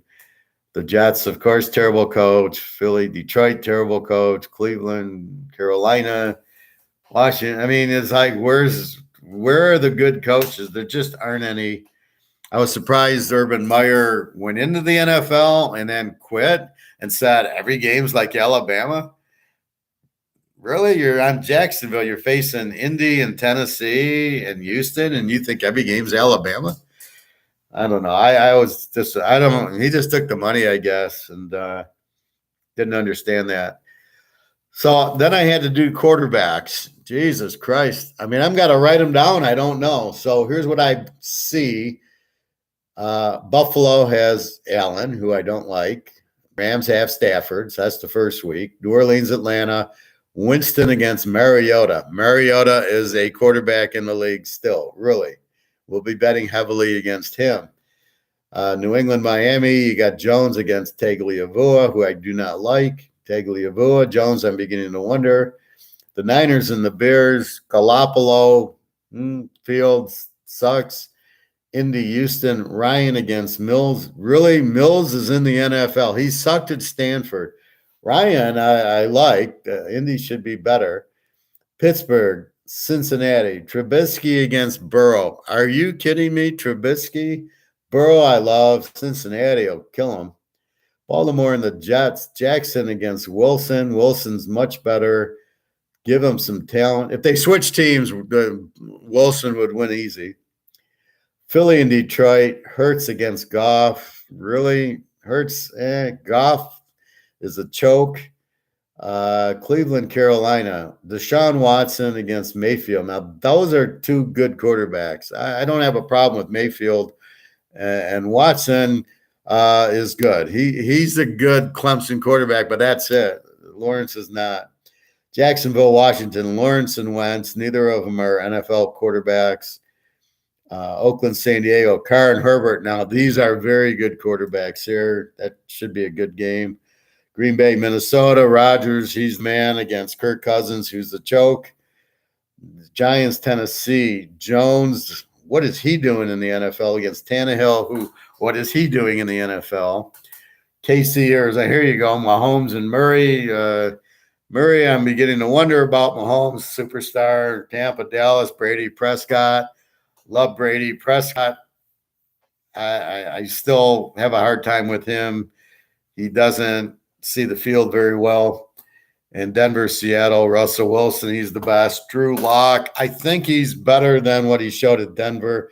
What I don't like about Denver, the quarterback needs at least 3 years to get comfortable, to learn your offense and to learn the defenses. Denver brings in a guy and a year later, bring in a new guy in a year. Like, really? So for Denver, Russell Wilson works because you don't need to give him 3 years. He's already got it. He's a superstar. Drew Lock isn't. So how many good quarterbacks do we really have here? You know, Josh Allen's okay, but I don't like that he runs too much. Stafford, okay. He was a choke. And what do you got? Ryan's good. Burrow's good. Well, even Zach Wilson, I'll give you, could be good. Watson, Mayfield, Carr and Herbert, Aaron Rodgers, of course. Mahomes, of course. Murray, Brady, yes. Prescott, like Murray's like a step down. Russell Wilson, superstar. Derek, great round. Okay. I really think Watson will be suspended. I thought he settled on all those sexual things and not, but if he is, he is. So he can sit on Cleveland's bench earning money, but maybe we'll see. I don't know. But right now I've kind of listed him as the starter. I don't know who else has Cleveland. I don't know why they got rid of Mayfield. You can't blame Mayfield. Mayfield got him in the playoffs. What are you blaming him for? He's a different type because he's not trying to be a runner. I have a problem with the running quarterbacks because you're paying Jerry Rice millions of dollars. You got to throw the ball to him. You can't use him as, you don't want a running quarterback in the NFL because the linebackers are as fast as well as the defensive ends. Julius Pepper is, believe me, as fast as Lamar Jackson, right? So all the speed advantage they had in college is not going to work in the pros. And if you can't throw the ball, then they're not even going to cover your receiver. They're going to put man coverage on your receivers and blitz 9. Good freaking luck. You won't be able to run, and you You won't have a running attack. Maybe you hit your tight end. That's it. Why do you think Baltimore's having problems? So once they figured out Jackson, which they have, he can't throw to beat you. Kyler Murray's getting there. But when you look at some of these guys, they can't. Prescott has a hard time throwing. With those receivers, they should average 35 a game, and they don't because you can't hit the receivers open. Kirk Cousins is the same way. He's a choke. And Josh Allen, okay, explain Buffalo losing to Jacksonville 10-3 or 10-6 last year. That's the problem I have with Josh Allen. He's a running quarterback who has trouble against the blitz. I saw that in college at Wyoming. Played Air Force. They blitzed him 10 times. They sacked him. I counted. I watched. He's not. He can't handle a blitz. He can't read the defense. And in the Kansas City game, the guys were so wide open and anybody could have hit him. So I don't like things superstar. Losing at Jacksonville, that's a lot of points you lose with me. You just can't have many massage therapists like that. Just bad look, medical, you're innocent. Oh, well, I don't know. My view on that is you got a lot of gold diggers, I think, and this is why you get prostitutes, really. You pay them and you have sex with them, and then it ends. When you get these other girls, like Tiger Woods, he kept picking up waitresses. Well, eventually he's going to come back to haunt you. Just stick with the prostitutes who, here's your money, we have sex, that's it. And then they don't expose because they don't want to be known that they're prostitutes, and that's very simple. So when they start dealing with these others, the waitresses, they want the money. So they're going to come after you and say, hey, he forced sex. Look at Kobe. Kobe has some waitress at the hotel, and then she scams him, and then so he raped me, which was bullshit. Got Kobe in a lot of trouble. Where if he just would have picked up a prostitute, he would have been nothing would have happened. So you got to be careful with that. But yeah, we'll see. But he's talented, Watson. So I do like him better than most. So I don't know. Is the NFL on? No, that'll probably be on next week. Will be the preseason start. But again, in the preseason, now what happens is they don't play anybody. It's ridiculous. They're never ready for the first 3 weeks of the season because they haven't played in the game. They haven't gotten the continuity. You can't do it in practice at half speed and then go into a game full speed. It doesn't work. They're never, so the preseason is becoming horrible, and then they don't play half the players. So week one, I'm like, I don't know who's on the team because they're not playing. So I don't even know the quarterback, well, who's your quarterback? Well, it says, is Pittsburgh going to start Trubisky? I don't know. But if they don't play him in the preseason, I don't know. And I don't know how good he is. I know he's not very good anyway. See, it's funny. If you listen to my draft videos and I tell you that he sucks and then they play him and he sucks, and I'm like, I told you that when you drafted the guy, he sucks. Look at Trey Lance at Frisco. He's not going to be any good. He's a runner. He played 1 year as a freshman, and that was it. And you're going to draft him number 3? Are you insane? I don't get these guys. Now, you watch. I told you about Zapke. He's a 5th-round pick at New England. You watch, Zapke will take over Jones's job. He's a great quarterback, Zapke. Same thing with Van Dyke and Rising, right? Utah and Miami of Florida. These guys should be the top 2 quarterbacks. What do? They'll draft Young, and they'll draft the kid at Ohio State, Stroud. They won't do any good because none of them do any good. And then here comes, and then I bitch about why isn't Rising and Van Dyke playing, and then they were superstars. Like Joe Burrow. I told you he was a superstar. He is a superstar, and he didn't go to Alabama and Ohio State. Derek, Baltimore preseason winning in NFL is good. Yeah, it's good to win and get that mentality, but at the end of the day, he's got to have Lamar Jackson out there winning, throwing. Lamar Jackson should never run in preseason. He should work on hitting his receivers, hitting his tight end, hitting the backs out. Have a freaking pro offense. Let him throw the ball 50 times a game because he needs the practice of the timing of the receivers. Then you run. You run like Mahomes and Russell Wilson and Aaron Rodgers sometime, even Brady once in a blue moon. That's how you run. John Elway, you run like as an escape valve on 3rd and 8, and you go back to pass, and you want to hit the guys, and they're covered, and then the seam kind of opens up. Then you can run. You run like Russell Wilson, or you run like Aaron Rodgers, 3rd and 6, and there's 8 yards. That's an effective runner. But if you're looking to run on 1st and 10, a sweep like Josh Allen, that's ridiculous. Josh Allen will get injured this year. I mean, I'm watching the Kansas City game. The guy's running sweeps. I'm like, what the fuck's going on here? This is what Buffalo does? You can't win like that, and your guy's going to get injured. So if that's why you drafted Josh Allen to be a running back, you'll never win because you actually need a running back. That's who you should be handing the ball off to because you get a Barry Sanders or somebody like that. That's how you win games. Rams play no players in preseason. Did they play no players in Didn't they play Stafford last year? I mean, he had to get used to the team. That's a big problem. I mean, it's almost – I don't bet preseason because I can't bet on guys I don't know. But I know Brady does. Brady always plays the bye. He'll play preseason games. That's why he's the best because he plays the preseason games. We'll see. I don't blame Aaron Donald for not playing or their cornerback. The running back should play a little. They should all play the first quarter of the first 2 games and then half of the 3rd game. I don't believe the 4th game they shouldn't play at all because now you're going 2 weeks with no timing, and that's why week 1 is almost all unders because they don't have timing. It's like the bowl games, right? So Michigan, Ohio State, they play. Then there's a month off, and they go to the Rose Bowl, and the first half, they couldn't even get a first down. It hurts passing teams, the long layoff, and the NFL is mostly passing teams.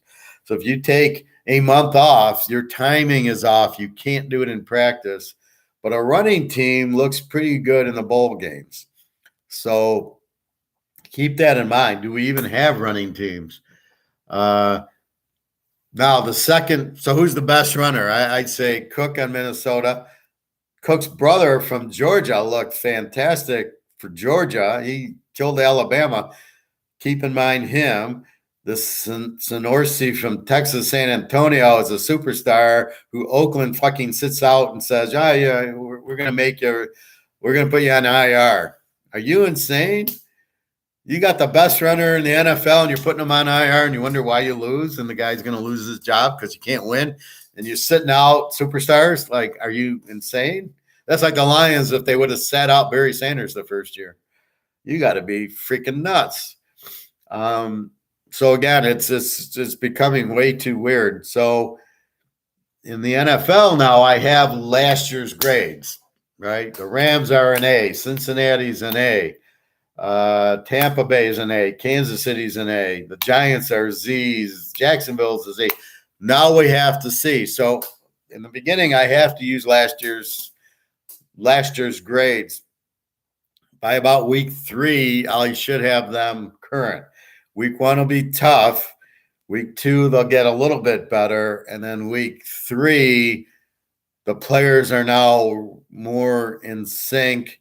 You'll have a lot of injuries just because you can't go from – look at last year, all the hamstrings. It's every year. You can't just practice and then play.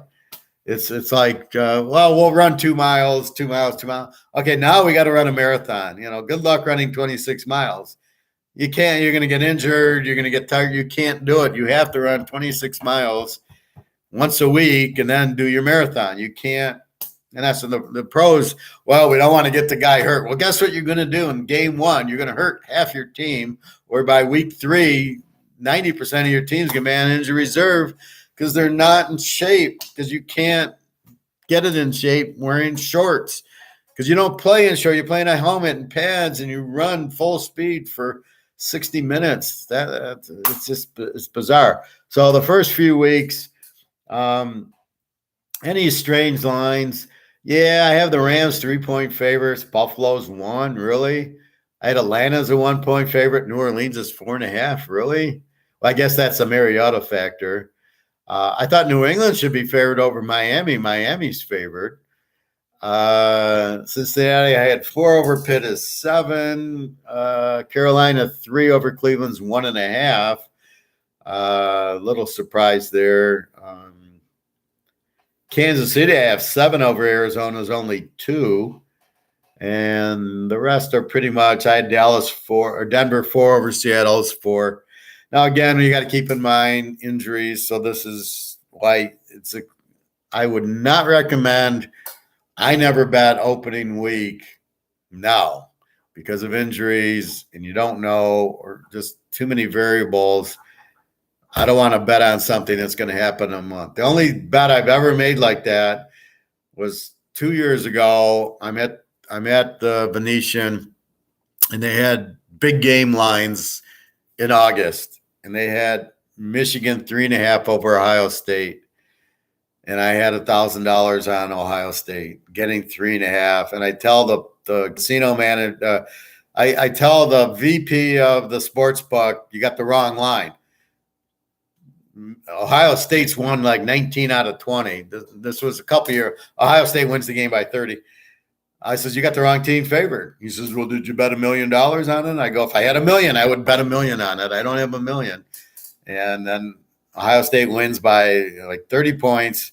The spread on the game in November was Ohio State minus 11. And I personally went to Vegas to give the ticket to the guy and laugh at him. Like, you don't know who I am. I'm the Teaserking, and you don't know what you're doing, and I proved it. And I don't need to bet $1 million to know what I'm doing. I really hate that. Like, I'll give you all the economics, right? The gold, the silver, the inflation. But because I don't have $1 billion, I'm not listened to. And then I'll hear, well, Warren Buffett says this because he's a billionaire. They think he knows what he's doing. He doesn't know what he's doing. He has no clue what inflation is. But he's a billionaire and he's Warren Buffett. So they put the headline to get the views. But he doesn't know what he's doing. So I always hated that. Like, because I'm not a billionaire, I don't know what I'm doing. Really? Okay. So anyway, that was the only time I've ever bet like a game now that's played in November. But that was I think I ended up locking the game. But I think Ohio State ended up being 11 or 12-point favorite and won by 30. And I had 3.5 in Ohio State, and I loved it. It was like, that's a winner. You can give me the money now. Derek, okay. I agree with you. Josh Allen runs too much, but he has no running game. Wide receivers are not all that good, but you're right, he runs too much. Well, they do have Singleton, who was a good runner back, but the question is why don't they have running backs? Their defense is okay, but why didn't they draft Cook out of Georgia? He didn't go in the first round. Why the receivers aren't bad. They got the guy from Minnesota, and they had the guy from Dallas. So they were okay with receivers. They don't have the running backs coming out of the backfield. I don't know who their tight end is. I don't see Buffalo very often because they play such bad teams. And that's the other thing. In their division, they got the Jets, who suck, Miami, who sucks, and New England with the new quarterback. So their defense looks better than it is because they're playing weak teams. So therefore the defense, look how strong their defense is. And their defense isn't strong if you keep playing the Jets and Miami, teams with no offenses. And then New England didn't have much. So, but they're not on. I don't see them. I see the highlights of the games, but it just goes through the highlight. Like on YouTube, it's a 15, 20 minutes of highlights on the game. But it doesn't get into the nitty gritty. But it's the only way I can watch football now. There's way too many. When they just start doing these 10-minute commercial breaks, I'm like, I can't. I don't even know what I'm watching after 5 minutes. So it's just ridiculous. YouTube's getting ridiculous with all these. I'm watching, I don't know, some game, and there was like, I think I'm watching poker. there was 6 commercials in 10 minutes, and it's all, most of them are these 5 seconds that you just skip. Some of them are now turning into 15 seconds that you got to watch the whole commercial. Some are these double back 6-second and 6-second, but you got to watch. You can't skip them. So I don't know what YouTube's trying to have no viewers or what. I apologize. That's why you do not see me with commercials on here. I will not accept them. I don't think I have commercials. I think it's terrible. I think when you're teaching, you can't take this commercial break. It ruins the concentration, and and this is a class. This isn't. I'm not selling anything. Well, I sell the football, but it's basically this right now is a class. All right, so that's football. The last thing we're going to talk about is, again, some gold and stocks. Stock market. Okay, so what's happening in the world, and I talked about it Tuesday, is Pakistan's broke, Japan's broke, Italy is broke, and we know Sri Lanka is broke. China has huge debt problems because China won't let their people go to the bank. So the people are saying, fuck you, we're not paying our mortgages. China's going broke, has huge debt because they're not getting the money in that owed for the mortgages. So now they have 23,000 tons of gold. So I'm not really sure what's happening there, but they are in huge debt trouble. So if they invade Taiwan, military, see, the problem with these big countries, Rome, us, and these other, military is expensive and it doesn't produce revenue. So you go invade a country, you got thousands of people and tanks and bullets and planes and all of this costs money, missiles and drones. They all cost a lot of money, and the bombs cost a lot of money. The winners, General Dynamics, Northrop, all the manufacturers are the winners. They win in the war. It's like it's Sherlock Holmes 2, where they wanted the war so they can make the bullets. I mean, we just want a war. We don't care who's in it. We don't care why. We want to sell our inventory.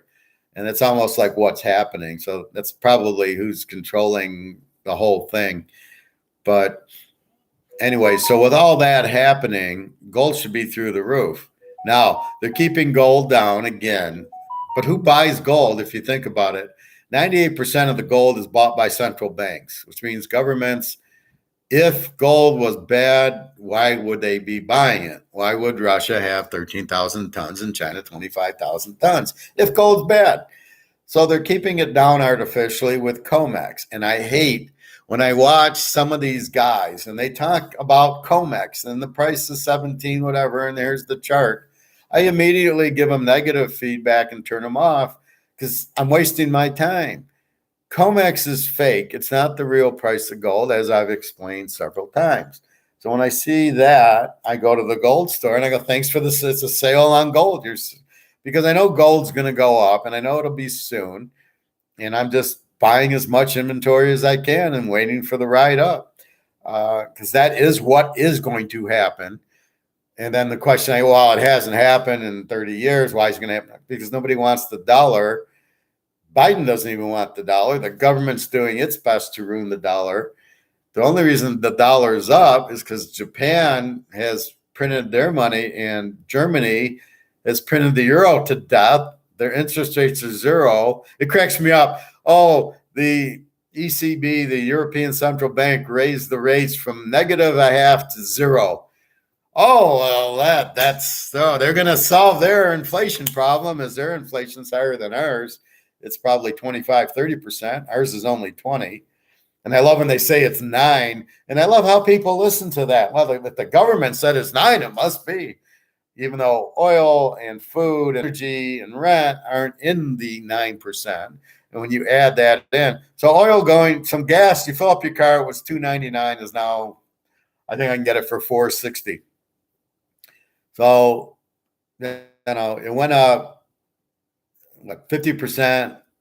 It went up 50% from $3 to $4.50 is 50%. Half of $3 is $1.50. So 50% increase. You're saying inflation's 9 and you're not including this 50% increase. yeah.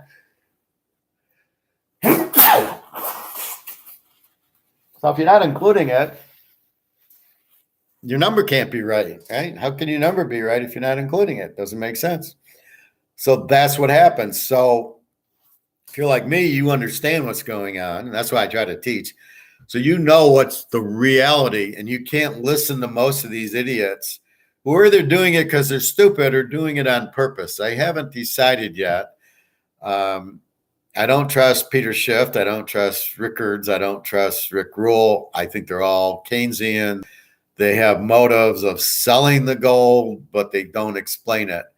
Peter Schiff said, "Oh, now it's the time. Buy, buy, buy." That was a year ago. He doesn't even understand what COMEX is, but he wants you to buy his fund and buy gold. So he's a salesman. He's not an economist.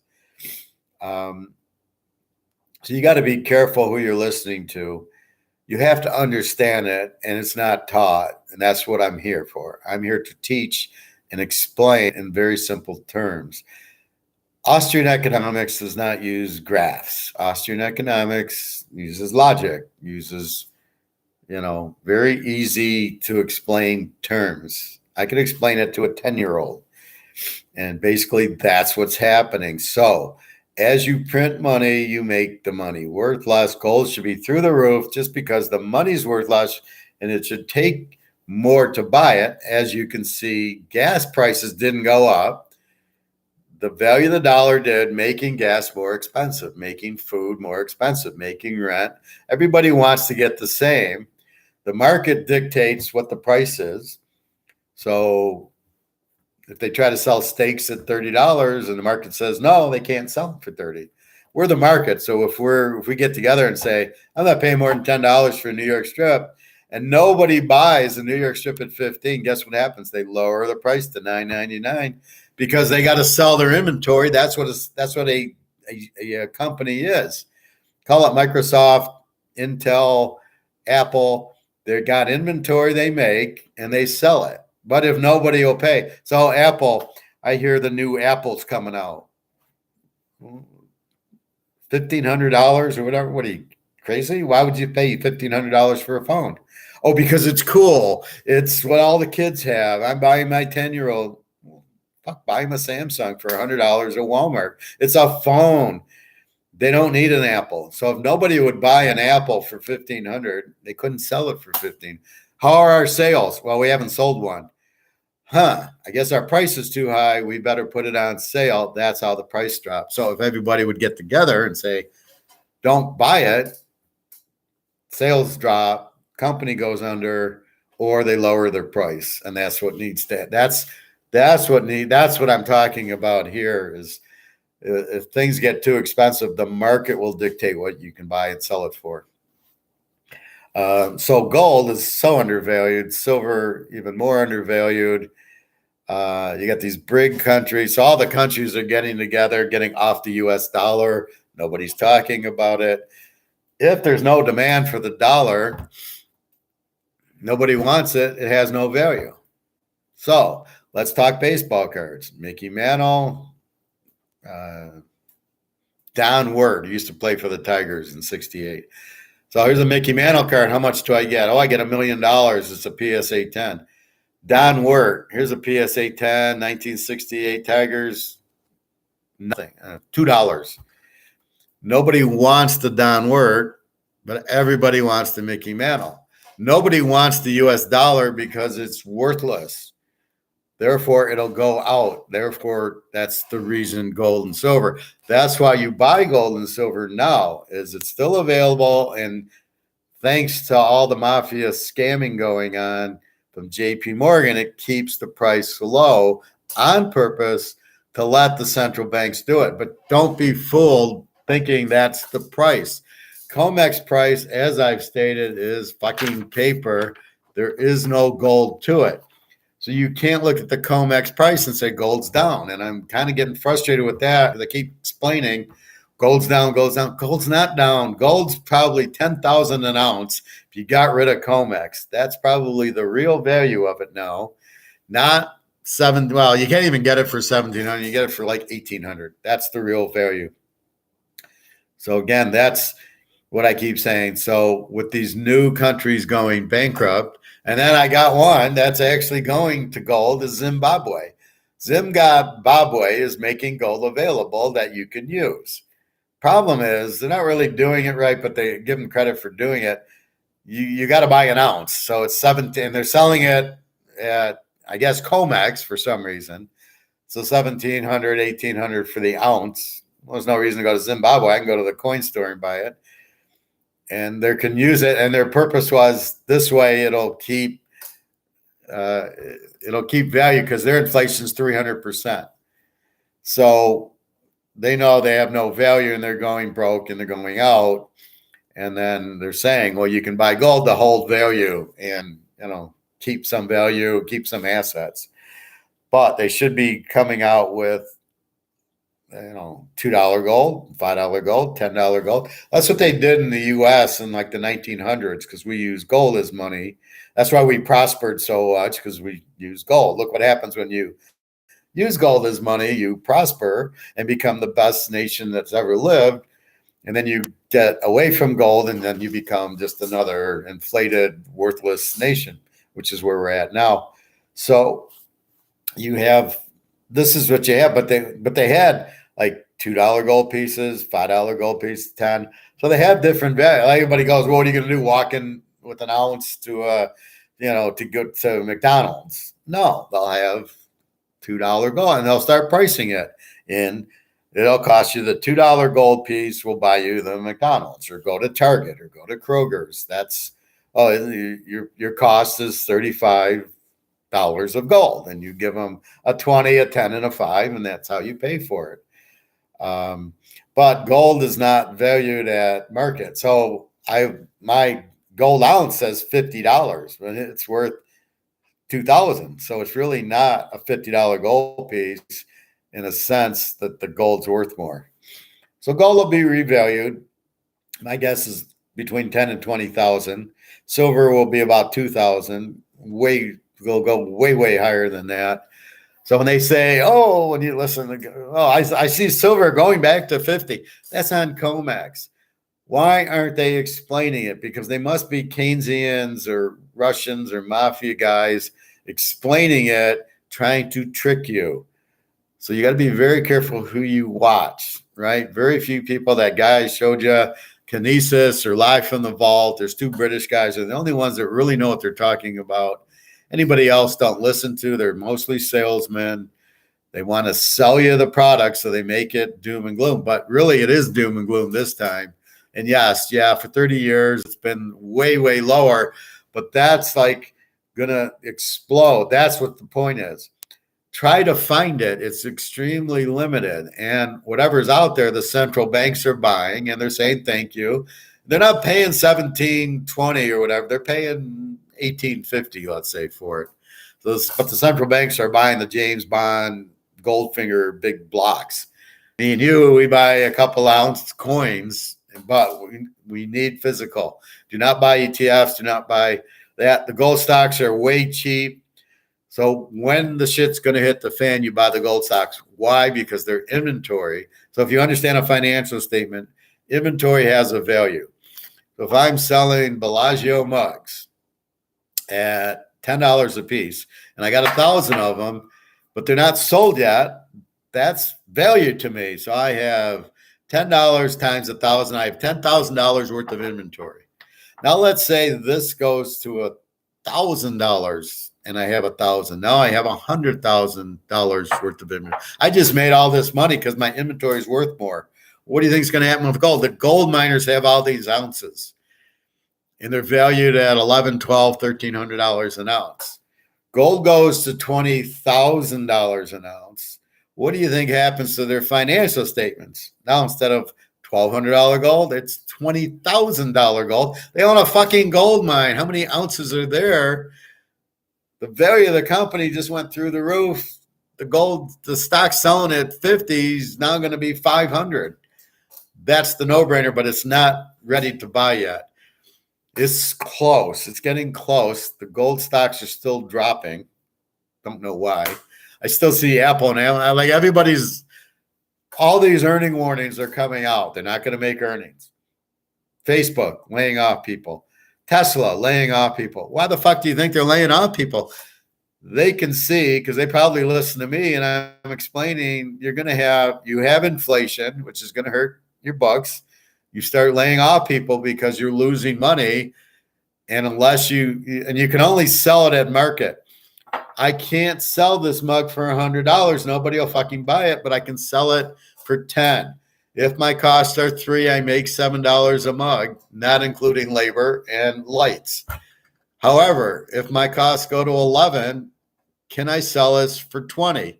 No, nobody will pay 20. Plus, with inflation and gas up and food up and rent up, I even have less. I'm still making, let's say you make 50,000 and you're down. I'm still making 50. My wages didn't go to 80, but all my other costs are going up. You think I'm buying a fucking iPhone? With the little bit of money I have left, I need an iPhone. I can't go to Walmart and buy a $100 phone or just keep mine. So you're not buying things. Don't own any of the car companies. Do not, if you own stocks, do not own GM, Ford, Toyota. They are going to go to shit, because if you haven't bought your car now at 0%, you aren't buying it today, right? You've had 5 years of 0%. I bought a 2018 Camry. I ain't buying one paying 10% interest on it. You got to be kidding me. Plus, the Camry's now $30,000. I didn't want to pay more than 24. Now you're charging me 5-6% interest. How many Toyotas do you think are being sold? That's why the used car market is through the roof, because I can then get it for $20,000, and I don't care. It's a Toyota. That's why they're through the roof. But the manufacturers aren't making that money. That's the secondary market. So Toyota, how many cars do you think they're going to sell? 0? Who the fuck's buying a $30,000 Camry at 6%? If you've already bought, or you're not buying at 6, that's going to drop. Those stocks are going to get wiped out. The home market, who the hell has 400 grand, and then I'm going to pay 6% on top of it for interest because the banks want their inflated dollars paid back? That's not going to happen. Housing is already starting to fall. It's a convoluted twist, because inflation makes housing prices go up, which is why they say you own houses in inflation, because you have a $200,000 house. Inflation makes what? The value of the dollar drop, which makes your $200,000 house go up to $300,000, because it takes more money to buy the same $200,000. However, they've already gone from 2 to 4. They've already gone up because of inflation. But now, what do the banks do? Oh, you want to borrow $300,000? Well, but if I loan it to you at 2%, it's inflated. I'm not getting good money for it, right? I'm not going to get. If you bought a $300,000 house, I have to give you a $300,000 loan. In inflated dollars, I'm only going to get back $200,000. So I got to charge you a higher interest rate to get my $300,000 plus the 10 or 20% I wanted to make on it. So $300,000, I want to make 10%. So to get $330,000, my interest rate went from 2% to 7%, because with all this inflation, I'm going to get paid back in weaker dollars. So be careful. You do not want to loan out money without taking that into consideration. And because the US dollar is going to 0, you've got to be very careful. You want to take gold and silver. So gold, what does gold and silver do? It's independence, it's protection, and it's freedom. The government wants to control us, So if I have gold and silver, I don't need government currency. The government's taxing us to death with the inflation. So how do you get out of it? So take your 50 grand US dollars, which is going to be worth 20 grand in about 6 months. You buy gold and silver at this cheap price. Most people aren't even getting this. It's $1,800 is not the real price. My Canadian club is a $50. That's the real price. If I can get it for 10, is that the real price? No, that's the sales price, but it's really a $50 bottle of liquor. So you're not even paying the proper price for the gold and silver. It's $10,000. You're getting it for $1,800. So you're exchanging your $50,000 US for the gold that should be 10 grand for 1,800. It's like David Blaine. It's a mind freak. It's totally magic. It's absolutely ridiculous. And that's why you should be buying it. But that's what they don't want to tell you. The central banks want to buy it because that's what they're doing. They're buying an $1,800 asset for $10,000, or a $10,000 asset for $1,800. And they're getting rid of their money because they know it's blowing up and worthless. That's what's happening. So that's why when you see gold go down, it's not real, and you should be buying it as much as you can, getting out of dollars as much as you can, and not worrying about the paper COMEX price going down. That's just a buying opportunity. It's not like a stock, right? So you own Microsoft at 50 and it goes to 40 and you get all upset and you go, Howard, what are you doing? And I just lost $10 a share. Totally different. You're buying gold to own the gold. Your dollar's going down, but you don't realize that because it's not listed. It's not 50 to 40. So gold is not Microsoft. It's not a stock. It's an asset and it's money. So all you're trying to do is collect as much gold and silver coins as you can. You do not want to be in ETFs. You do not want to be in any of these derivative bullshit. You want to own the coins, and then later you'll own the gold stocks, but you still want to own the coins. Yeah.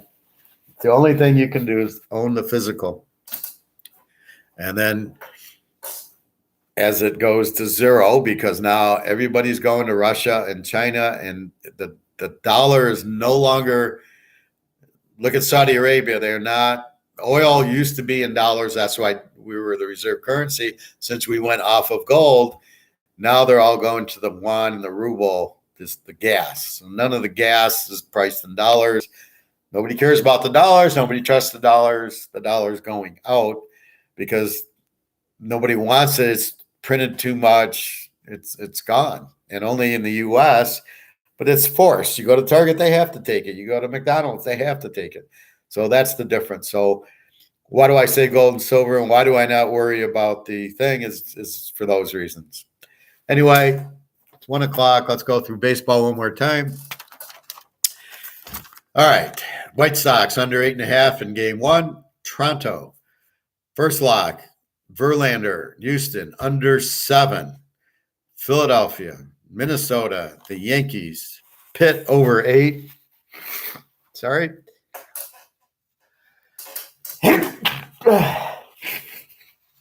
Sorry. Pitt over 8. San Diego over 7.5. The Dodgers, game 2, we're taking the White Sox over 9. Second lock, Atlanta under 8.5. Hey.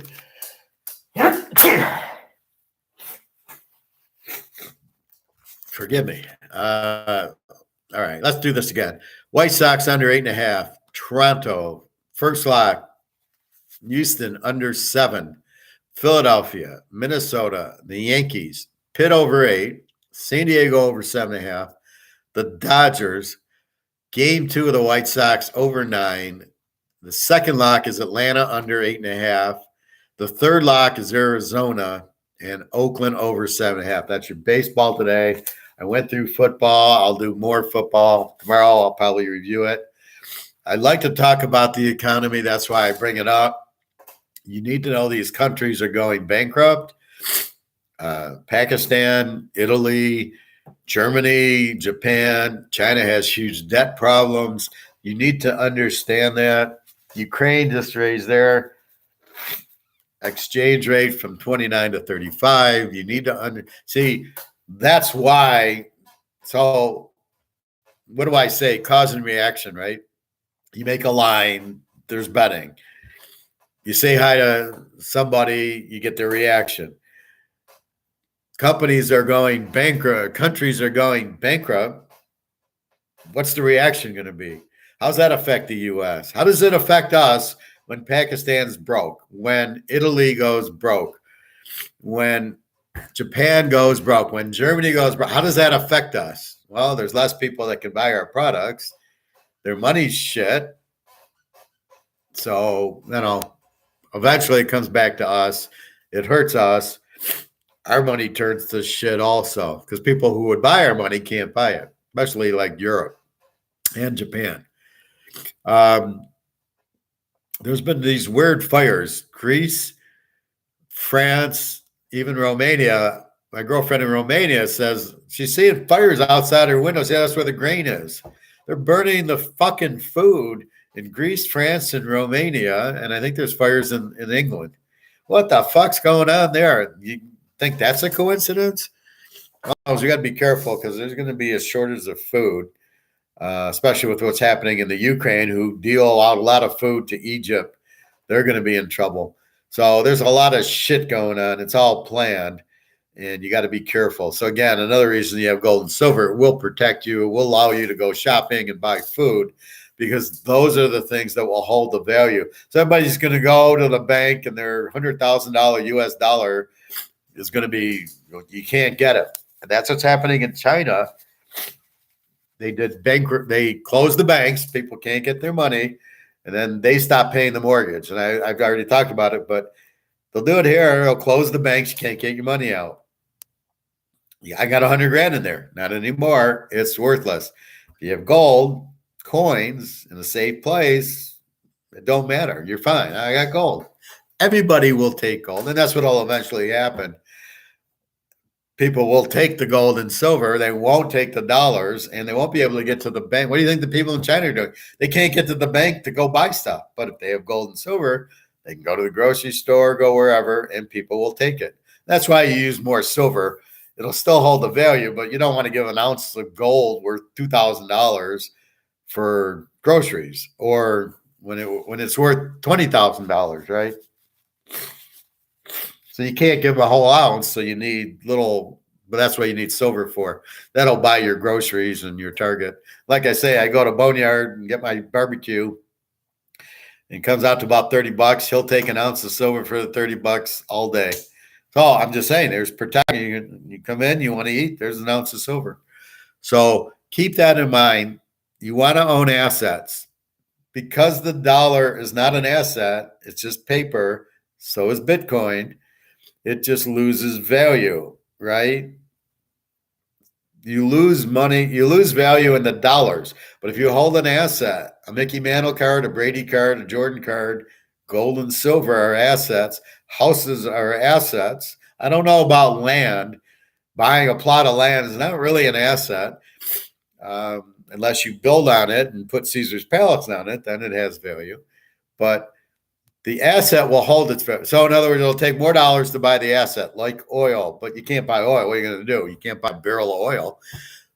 So you buy gold and silver, it goes up because the value of the dollar drops. They'll come out with a new dollar so you can go to Target and McDonald's, but the gold and silver will go even higher.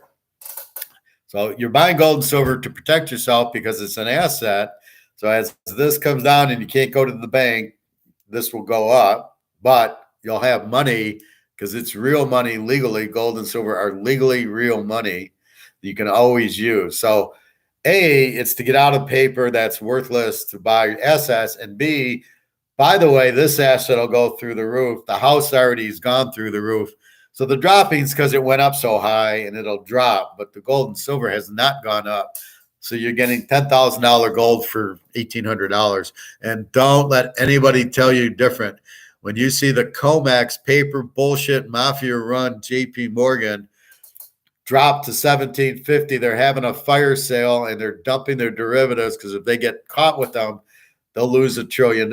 So they're dumping and dumping and dumping. And it shows you how many they had. That's not real. That's not the real price of gold. So don't get confused. Don't get upset. Understand the game. You watch the fixed football game, right? You cannot win by 7.5 or by 7. They'll win by a field goal. We know that. We've seen fixed football games. You see it in movies. You see it all the time. Every Sunday there's fixed games. Teasers convert that because they don't have to win by 7, but all we want them to do is win by 1. Teasers offset the fixing of games, but when the game's fixed, is it the real game? Are you really saying Tom Brady? Is Jordan really playing the way he should? No, he's fixed the game. That's why his dad got killed. That's why he went and played baseball, because they found that he fixed games. And that's what happened. So it's not a real thing. So the price of gold and silver are not real. They're fixed. Well, once the fixing has to end, dollar goes out. Now gold and silver go to the real values, and we're sitting there going, okay, we paid 1,800, it's worth 20,000, and it will be worth 20,000 because the idiot U.S. government's printing trillions of fucking dollars like it doesn't matter. Oh, I'll just keep printing and printing and printing, and the value of the dollar will stay the same. If they're that stupid that they think you print and the dollar and the value stays the same, you're out of your mind. That's where everybody doesn't understand. Oh, well, they're just printing. They'll just print more money. It won't lose its value. Yes, it will. That's the point. It loses the value because you printed more of it. That's why you hold things that as it drops, they go up. That's why you hold gold and silver and Tom Brady cards and Mickey Mantle cards. And that's why you buy a house, is because their value goes up as this drops. That's the only way to protect yourself. And I want my family protected. All right, everybody, go have a good day. It's 1 o'clock. I'm going to have lunch, and then I'm probably off to swim and Chinese for dinner. All right. Thank you. Have a great day. I hope you learned. Please ask questions. www.teaserking.com. Go there. You are more than welcome to email me. I get several people that email me that I email back. And then, I missed your video. What baseball games did you pick? Or who do you like in football? Or what do you think of Josh Allen or gold price and any of that? Please email me. I'm happy to answer. I'm happy to teach. To me, this is a class I'm teaching you, and I'm teaching you all sorts of subjects which you cannot find anywhere in life. You cannot find another handicapper who's a professional who can teach you like this. You certainly cannot find an Austrian economics teacher who teaches you like this, because there aren't any. Maybe one or two. My teacher who teaches at a college, but I don't see him on YouTube, and that's it. So anyway, have a great day. Good luck on the baseball if you bet it. Keep your eye on football. Read the books, and then watch the box scores once the football games start. You're looking for the Tom Brady's, and you're looking for the Aaron Rodgers, things like that. Okay, everybody, have a great day. I'll see you tomorrow. Take care.